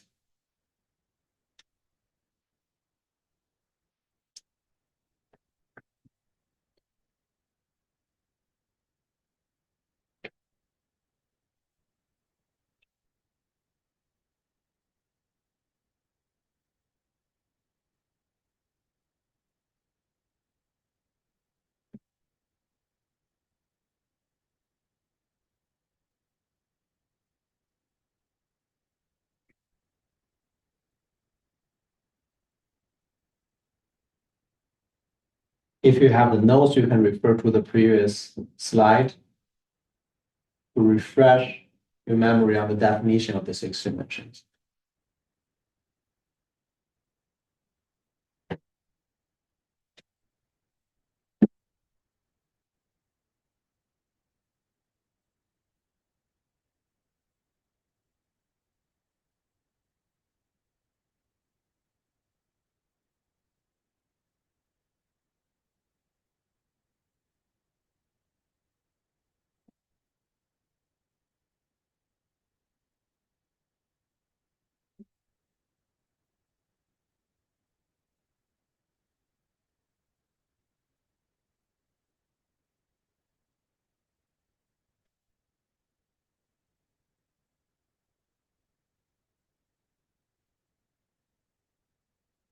Let's take a look at a few response. Try to choose all the answers that you think is good. It may be more than one. And if you are not sure, you can refer to the next slides. There is actually answer to this question. So this slide, let's just first look at your understanding. So no one, the most frequent answer is actually long-term oriented. High indulgence. Is it true?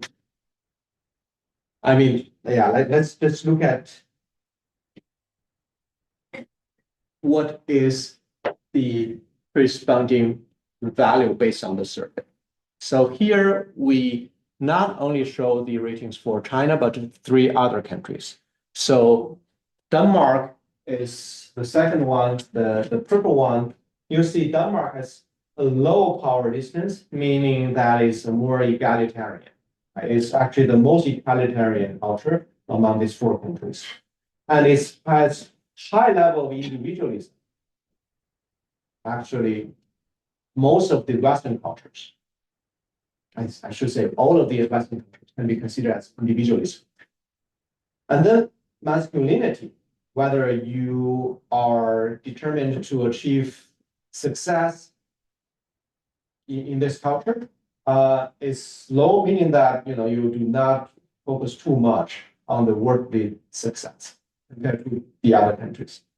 And low uncertainty avoidance. And long-term orientation is not that indulgence is quite. Indulgence refers to the free gratification of desires, whether that's allowed. This can be seen as in Denmark. It was allowed back in the 1960s. That's among the first in the European countries. So that's like an indicator of indulgence. Indulgence seems a bad word, but there's no bad connotation as a cultural dimension. It's just whether free gratification of desires are allowed. Like China is very restrained, meaning that it's a strict culture, a tight culture. You are not allowed to have this free gratification of desire. And usually this is correlated to some extent to individualism. Collectivist cultures, they usually have a lower tolerance for free gratification of desire. So look at this cultural dimensions of the four countries and try to think whether they are consistent with what you have in mind. I mean, I have a quite interesting personal experience with uncertainty avoidance. So China has a quite low uncertainty avoidance. Actually, among these four cultures, the uncertainty avoidance is none of them is that high. I have a good Korean friend. Korean culture has is really high uncertainty avoidance. I mean, this can be demonstrated by one of my experiences. So when I studied in the United States, so I was helping this student union to with this new students, right? So the new Chinese student, they just arrive, and then we hire a bus so that we find a temporary lodging for them. And it turns out that among the Chinese students, a lot of, maybe more than half of them, they have not figured out where to stay before coming to the United States. But my friend was so surprised because as Korean, he actually tried to get in touch with the potential landlord and find where to stay a month before coming to the States. And that's actually applied to all the Korean students.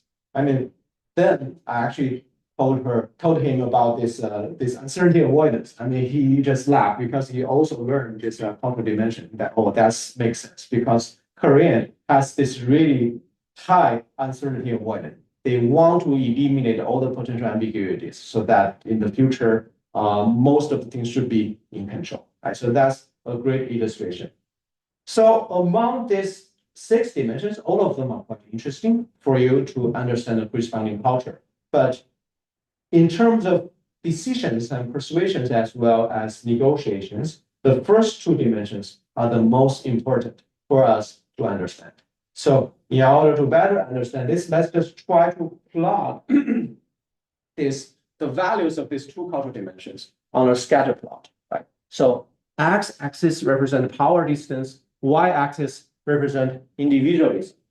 And as you can sense on this scatter plot, it seems that there's a positive correlation among these 2 cultural dimensions, right? So you may be asking, if they are positively correlated, why do we want 2 cultural dimensions? Why not just combine them? Well, the reason is that even though they are correlated, there are some exceptions.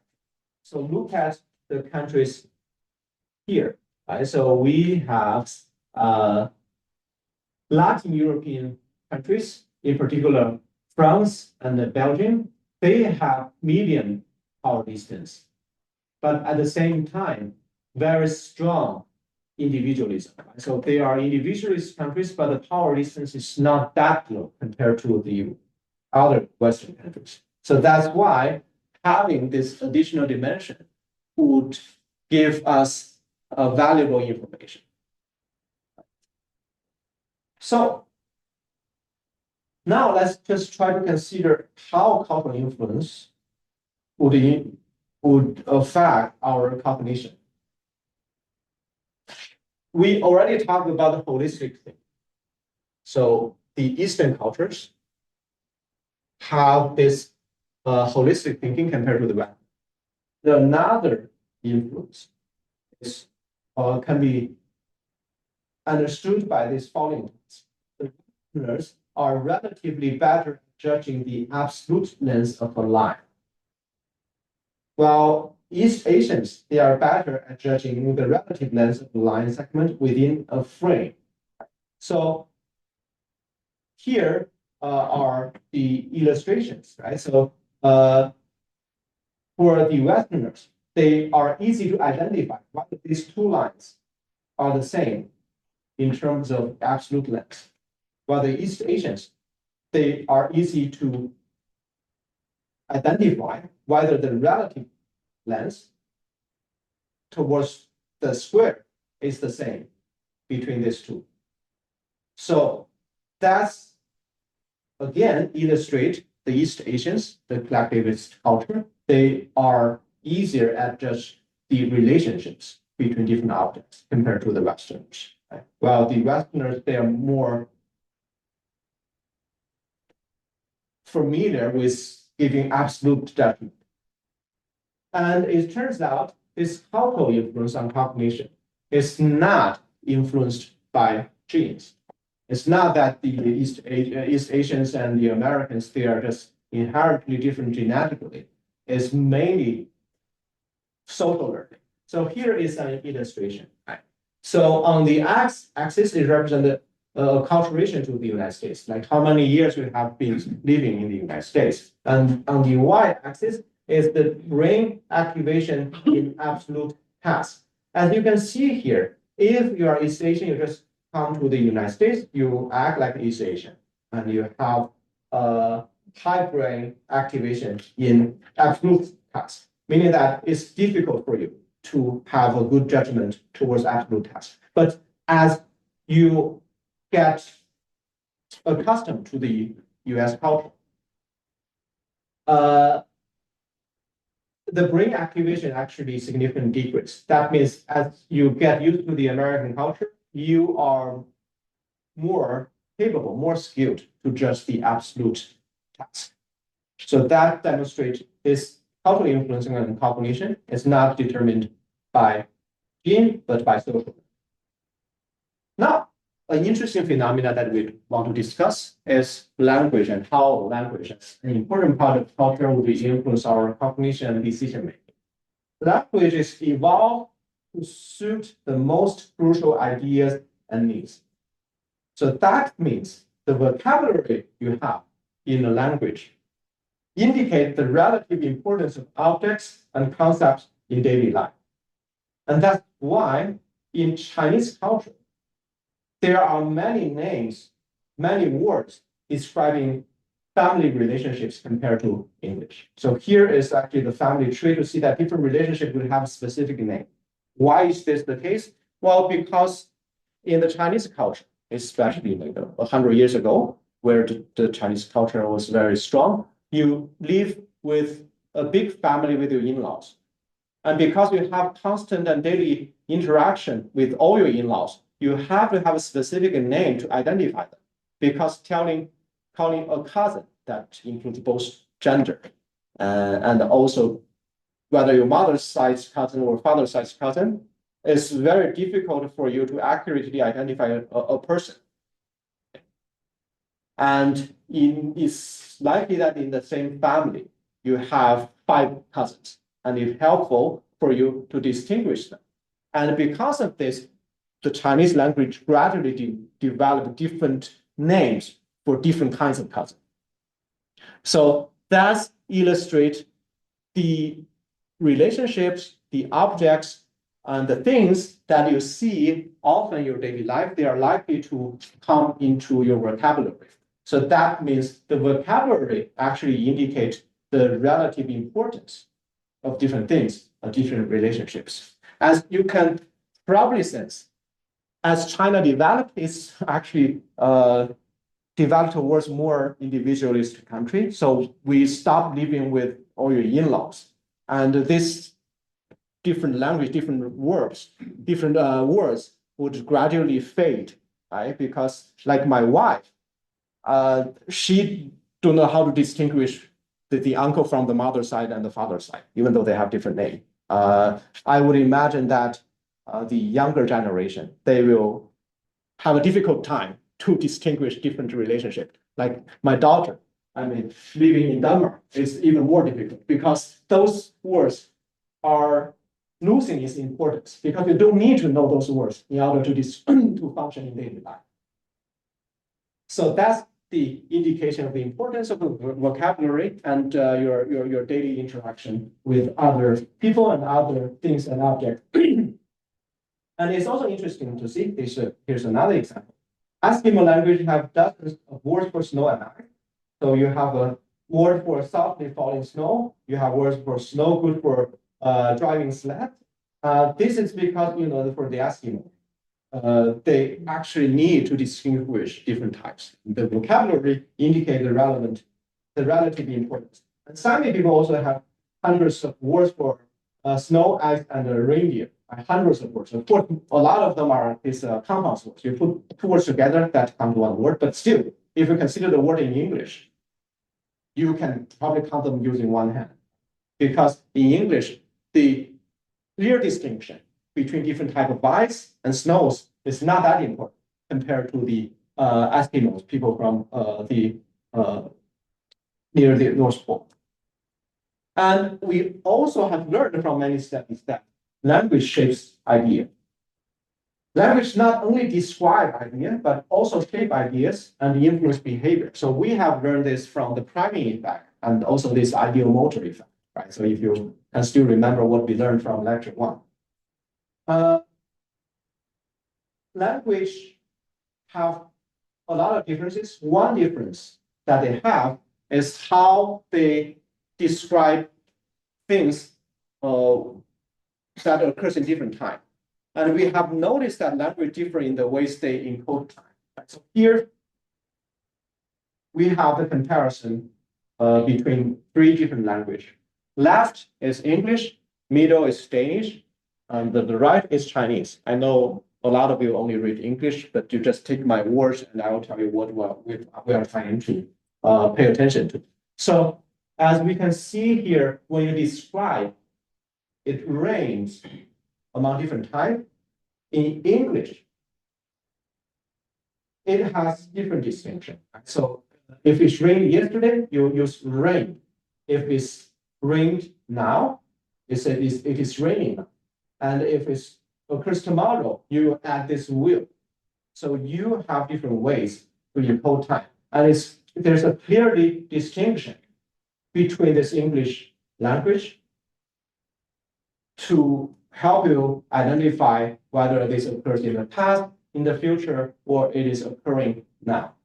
In comparison, if you look at Danish, the eine i fall, it means it rains yesterday. But it's different from it rains now or rains tomorrow. But you see, what occurs now and what occurs tomorrow, it does not have clear distinction. The eine nu, the eine i morgen, even though it says now or tomorrow, the word here is actually exactly the same. Well, in Chinese, it's very difficult for you to read, but if I have literal translation, in English, you said it rained yesterday, it rained today, it rained tomorrow. There's no distinction in the verb at all. So, I mean, it's interesting phenomenon. Why am I describing this? Because it has great implications for your decision making. So here is one hypothesis. Can languages that grammatically associate the future and the present foster future-oriented behavior? Why do I come up with the hypothesis? Well, the brain scan has demonstrated that when you think about your future self, the same area is stimulated, is fired compared to when you think about another person. So it is likely that the way we picture our future self is likely to the way we picture a different person. And the language that used to encode the future might indicate how closely you consider your future self. So here, the grammatically associated future and the present, meaning that in Danish and in Chinese, you do not distinguish the present and the future in the language. Is it possible that because of your language, because you speak this way, you will have this idea that your future self is actually closely related to your present self? I mean, they are more or less the same because you don't distinguish the future. So that is the hypothesis and why this makes sense. And the one economist, behavioral economist, Keith Chen, actually find this exactly true. So this figure represents the percent of time weather forecasts use future versus present tense, right? So in English, where is English? The distinction is very strong between the present and the future. So the taller, the longer the bar is, meaning that the greater distinction between the future and the present. And if you see Danish is here, the distinction is very small. In Chinese, there's almost no distinction, right? And what is the implication of this?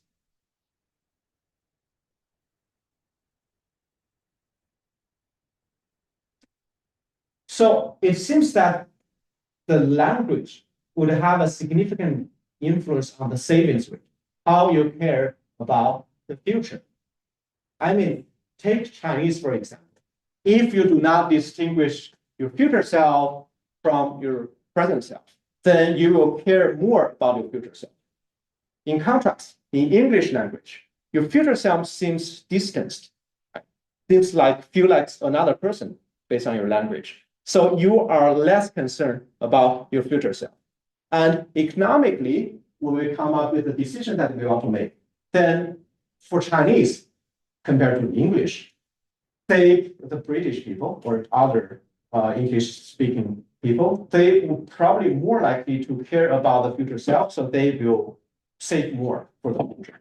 And that is exactly what has been observed by Keith Chen.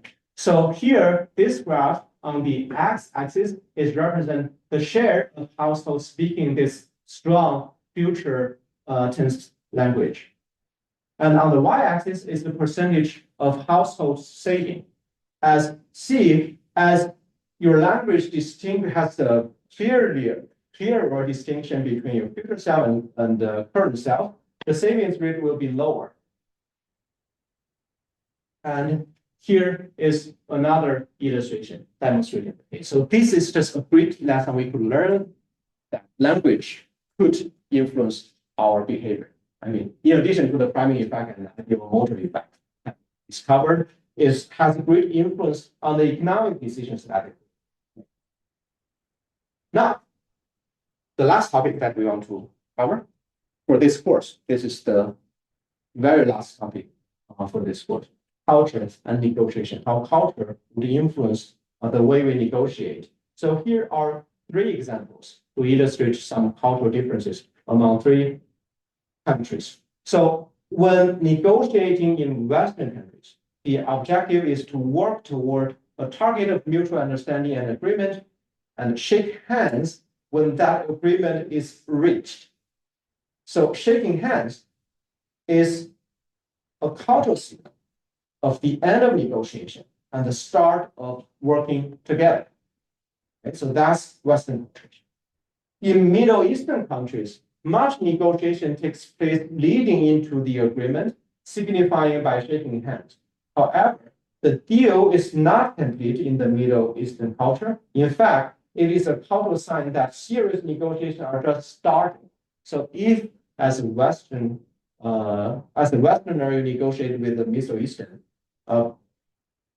shaking hands give different meanings. If you misunderstood the signal provided by shaking hand, that might lead to some misunderstanding. And Canadian negotiators may want to reach an agreement and sign a contract, where the Chinese negotiators may want to spend more time for non-business activities, small talk, and hospitality, with preferences for protocol and form in order to first establish the relationship. In a sense, the Middle Eastern culture and the Chinese culture, both are collectivist culture, is similar in the sense that you have to become acquaintance, become known to each other before you start the negotiation. Because in collectivist culture, there's a low trust in strangers. You have to get to know each other before the actual negotiation. Well, in individualist culture, I mean, you can negotiate with anyone. To come to the table, you do not need to establish the relationship first before getting into the real negotiation. So that's a very drastic difference. So let's compare this individualism and collectivism and how they influence the negotiation. So in individualistic culture, there's a priority to own gains. So usually it's more likely to see some assertive type, aggressive type negotiators from individualist culture. Personal goals are elevated and emphasized. Individual happiness and expression are valued. Institution rewards individual. Legal institution protect individual rights. Desire more formal dispute resolution procedures and trust friends and strangers. So these are properties, characteristics of individualist culture. I mean, a comparison to the collectivist culture would help us to understand why these features are very unique for different cultures. Collectivist cultures would have priority to group gain. I mean, it's more likely for you to observe this cooperative type from collectivist culture. They care more about the group gain. Group goals are elevated. There will be concerns about how actions affect group members. Institutions would reward group. The legal institutions protect group rights and prefer informal procedure for conflict resolution and trust friends more than strangers. So that explains why in Middle Eastern culture and in Chinese culture, you first need to have some activity to get to know each other. Because for the Chinese, it may feel a bit uncomfortable if you do not get first to know each other, you sit down, because the trust level is not high enough for you to initiate, to start the negotiation yet. And now the second dimension, power distance, egalitarian versus hierarchy. So in egalitarian cultures, everyone is treated equally. People are empowered to resolve conflicts themselves. But not and information are key sources of power, and people with different status can negotiate at the table, and negotiations are usually final. That's egalitarian culture, like in Denmark. And in the United States are also egalitarian compared to the East Asian cultures. In contrast, hierarchical cultures would have great difference is paid to status. So thinking about exercise 4, we have people with different status, right? So I don't know whether you experience this. The students from collectivist cultures, they are more likely to be influenced by the role. Tracy is the boss, Pat is the employee. I mean, if you're Pat and you're from collectivist culture, this difference in power, in status, might instinctively or subconsciously influence how you go and proceed with this negotiation. So in hierarchical culture, conflict is likely and expected to be handled by superior. It's not like in egalitarian culture. You try to resolve it on your own. And status is a key source of power. And it is insulting to have low status negotiate with a high status, and negotiations often require several levels of approval. So this is something that is quite important for people from the Western cultures to pay attention. If you have negotiated a deal with someone from collectivist culture, you have to ask whether this person signed the contract, have the final say. Because in Western cultures, when the contract is signed, then it's signed, the deal is there, it's sealed. But in collective culture, I mean, this one may not have the final power. He might ask another superior to give approval. So the contract, maybe sometimes they cannot sign, or even they sign, the other superior might refute this contract. So that's something you need to pay attention. And also the collective culture, people could use this as actually a tactic, right? So I sign this, you just say that I don't have the final say. We have to think about it. And so that you can buy some time for you to consider the deal or to propose a better deal. Right? But the investment culture is something that almost unimaginable. The one come to the table should have the power to represent the party, represent the company, or represent the whole group. Now, strategies for cross-cultural negotiation. First, acknowledge and understand differences. So the differences could be at the individual and at the social level. And also there would be some differences in strategy and tactics. Like what I mentioned in collective culture, you can use the tactics that I do not have the final say. it could be true, but it could also just use as a tactic. But this is something that would not work in individualist culture or in a culture with a low power distance. And strategy 2, identify differences in value and expectations. The differences are opportunities for value creation and integrated agreement. So that's something you should pay attention. And also recognize the source of power. Data and the information are key sources of power for egalitarian culture. While in comparison, status is an important social source of power for hierarchical culture. Data and information is also quite important in hierarchical culture, but status in that you should also be sensitive. Because you might do something humiliating to the other party from hierarchical culture if you don't pay attention. And also be prepared to manage hierarchical interactions with the government. And this is especially from high power distance countries, hierarchical countries. So when you come to Denmark, especially those from these hierarchical and collectivist countries, you probably sense some difference. So in Denmark, it's very egalitarian. So it's more egalitarian compared to other Western countries. So that's why you see students address the professor by their first name, which is unimaginable in China or some other Asian countries. Even in the United States, it's egalitarian culture, but there is still some power distance compared to Denmark, right? So in the United States, at least the undergraduate student, they would more than often address the professors as professors themselves. Right? It demonstrates some impoliteness if you call the professors by their first name. If you are a graduate student, then it's fine in the United States. But here in Denmark, everyone is considered to be the same, right? So in high school, primary school, you start to call the teachers by their first name. So that's very common. And even when I first went to the United States, I feel very uncomfortable to call my PhD supervisor by his first name. So that's some cultural difference. Now it's also a culturation. Now I'm completely used to it.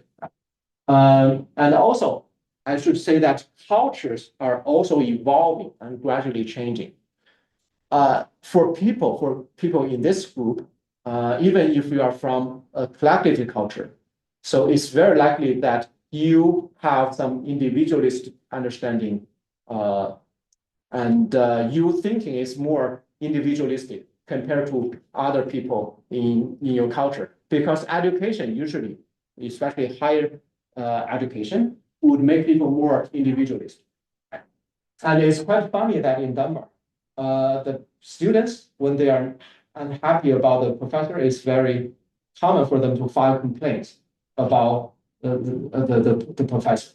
This is something that is unimaginable, I would say very rare. And formally or legally, you are able to do that according to the university rule, but in China, we seldom see the student will have this formal complaint. But in Denmark, it's not that uncommon. That's cultural difference. So to summarize, culture, here actually they say cultural influence. Is culture influences how we perceive and cope with the world. And as one important part of culture, we know that languages can shape ideas. And cultural intelligence is important for cross-cultural negotiation. Right? So that's all I want you to know about culture. But here's one last quote by Carl Jung. Every individual is an exception to the rule. So it's very easy for people to form some stereotypes towards people from another culture. But I should emphasize that every individual is an exception to the rule. So you can say, for example, males are usually better at playing basketball, playing balls, compared to female. But there are always exceptions, like I compared to females bad playing basketball. So you should consider each individual as an individual case, because even you have this so-called pact towards the culture, and all the individuals would exhibit very different characteristics. even within the same culture. So that's something you should keep in mind. Now, Korean Air case revisit. So it turns out the main issue with Korean Air is the high power distance from the Korean culture, right? So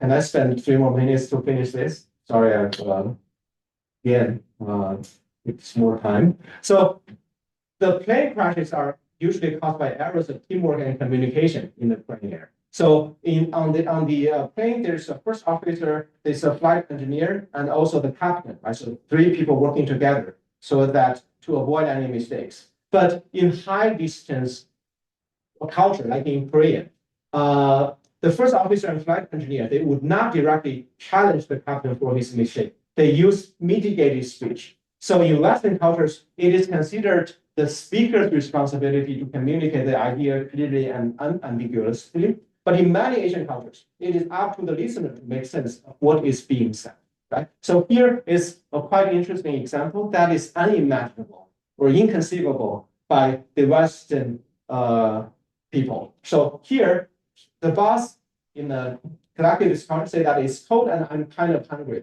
So you should read between the lines. The actual meaning is that why don't you buy a drink or something to eat? And then the employee said that how about having a glass of liquor? Meaning, I will buy liquor for you, right? So you do not say that because it's insulting to the other person, right? So the boss would not directly ask you to treat me, but you can read between the line. And the employee do not say I will buy you because it's humiliating to the boss that it's like he's trying to get you to buy him something. And the boss would say that it's okay, don't bother, but the actual meaning is I will accept your offer if you repeat it. And the employee says, you must be hungry. How about going out? I insist upon treating you.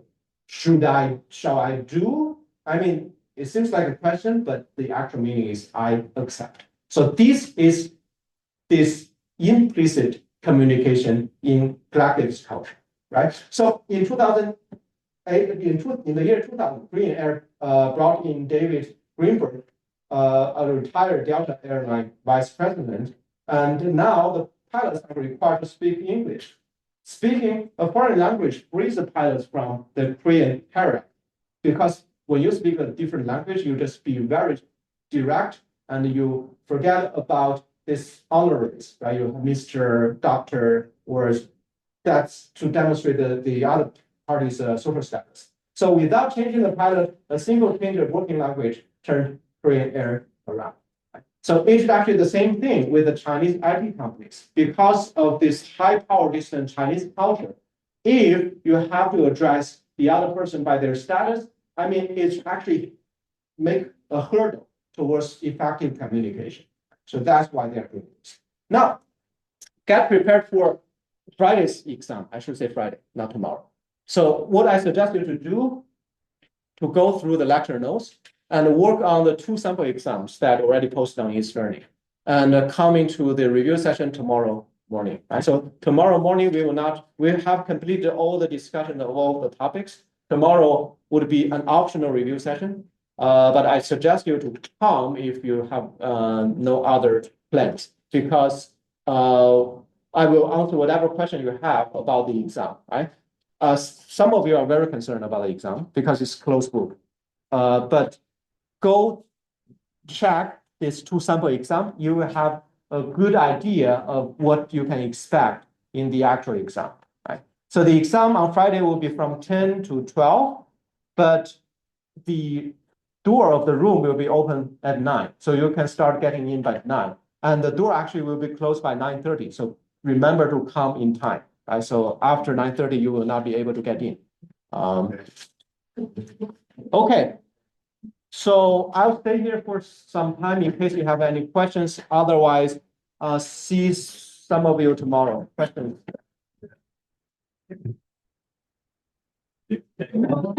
Sorry. You now need to come to campus tomorrow. It's online. Online. Yeah.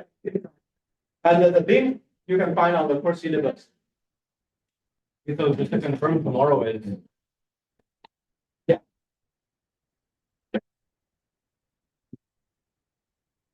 And again, if you want me to give some feedback towards your presentation video, just let me know. Send me an email. I will give you.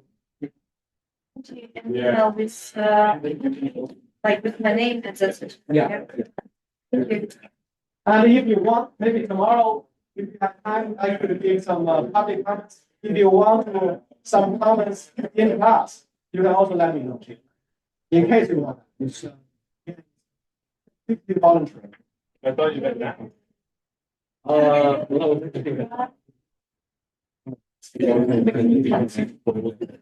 All right.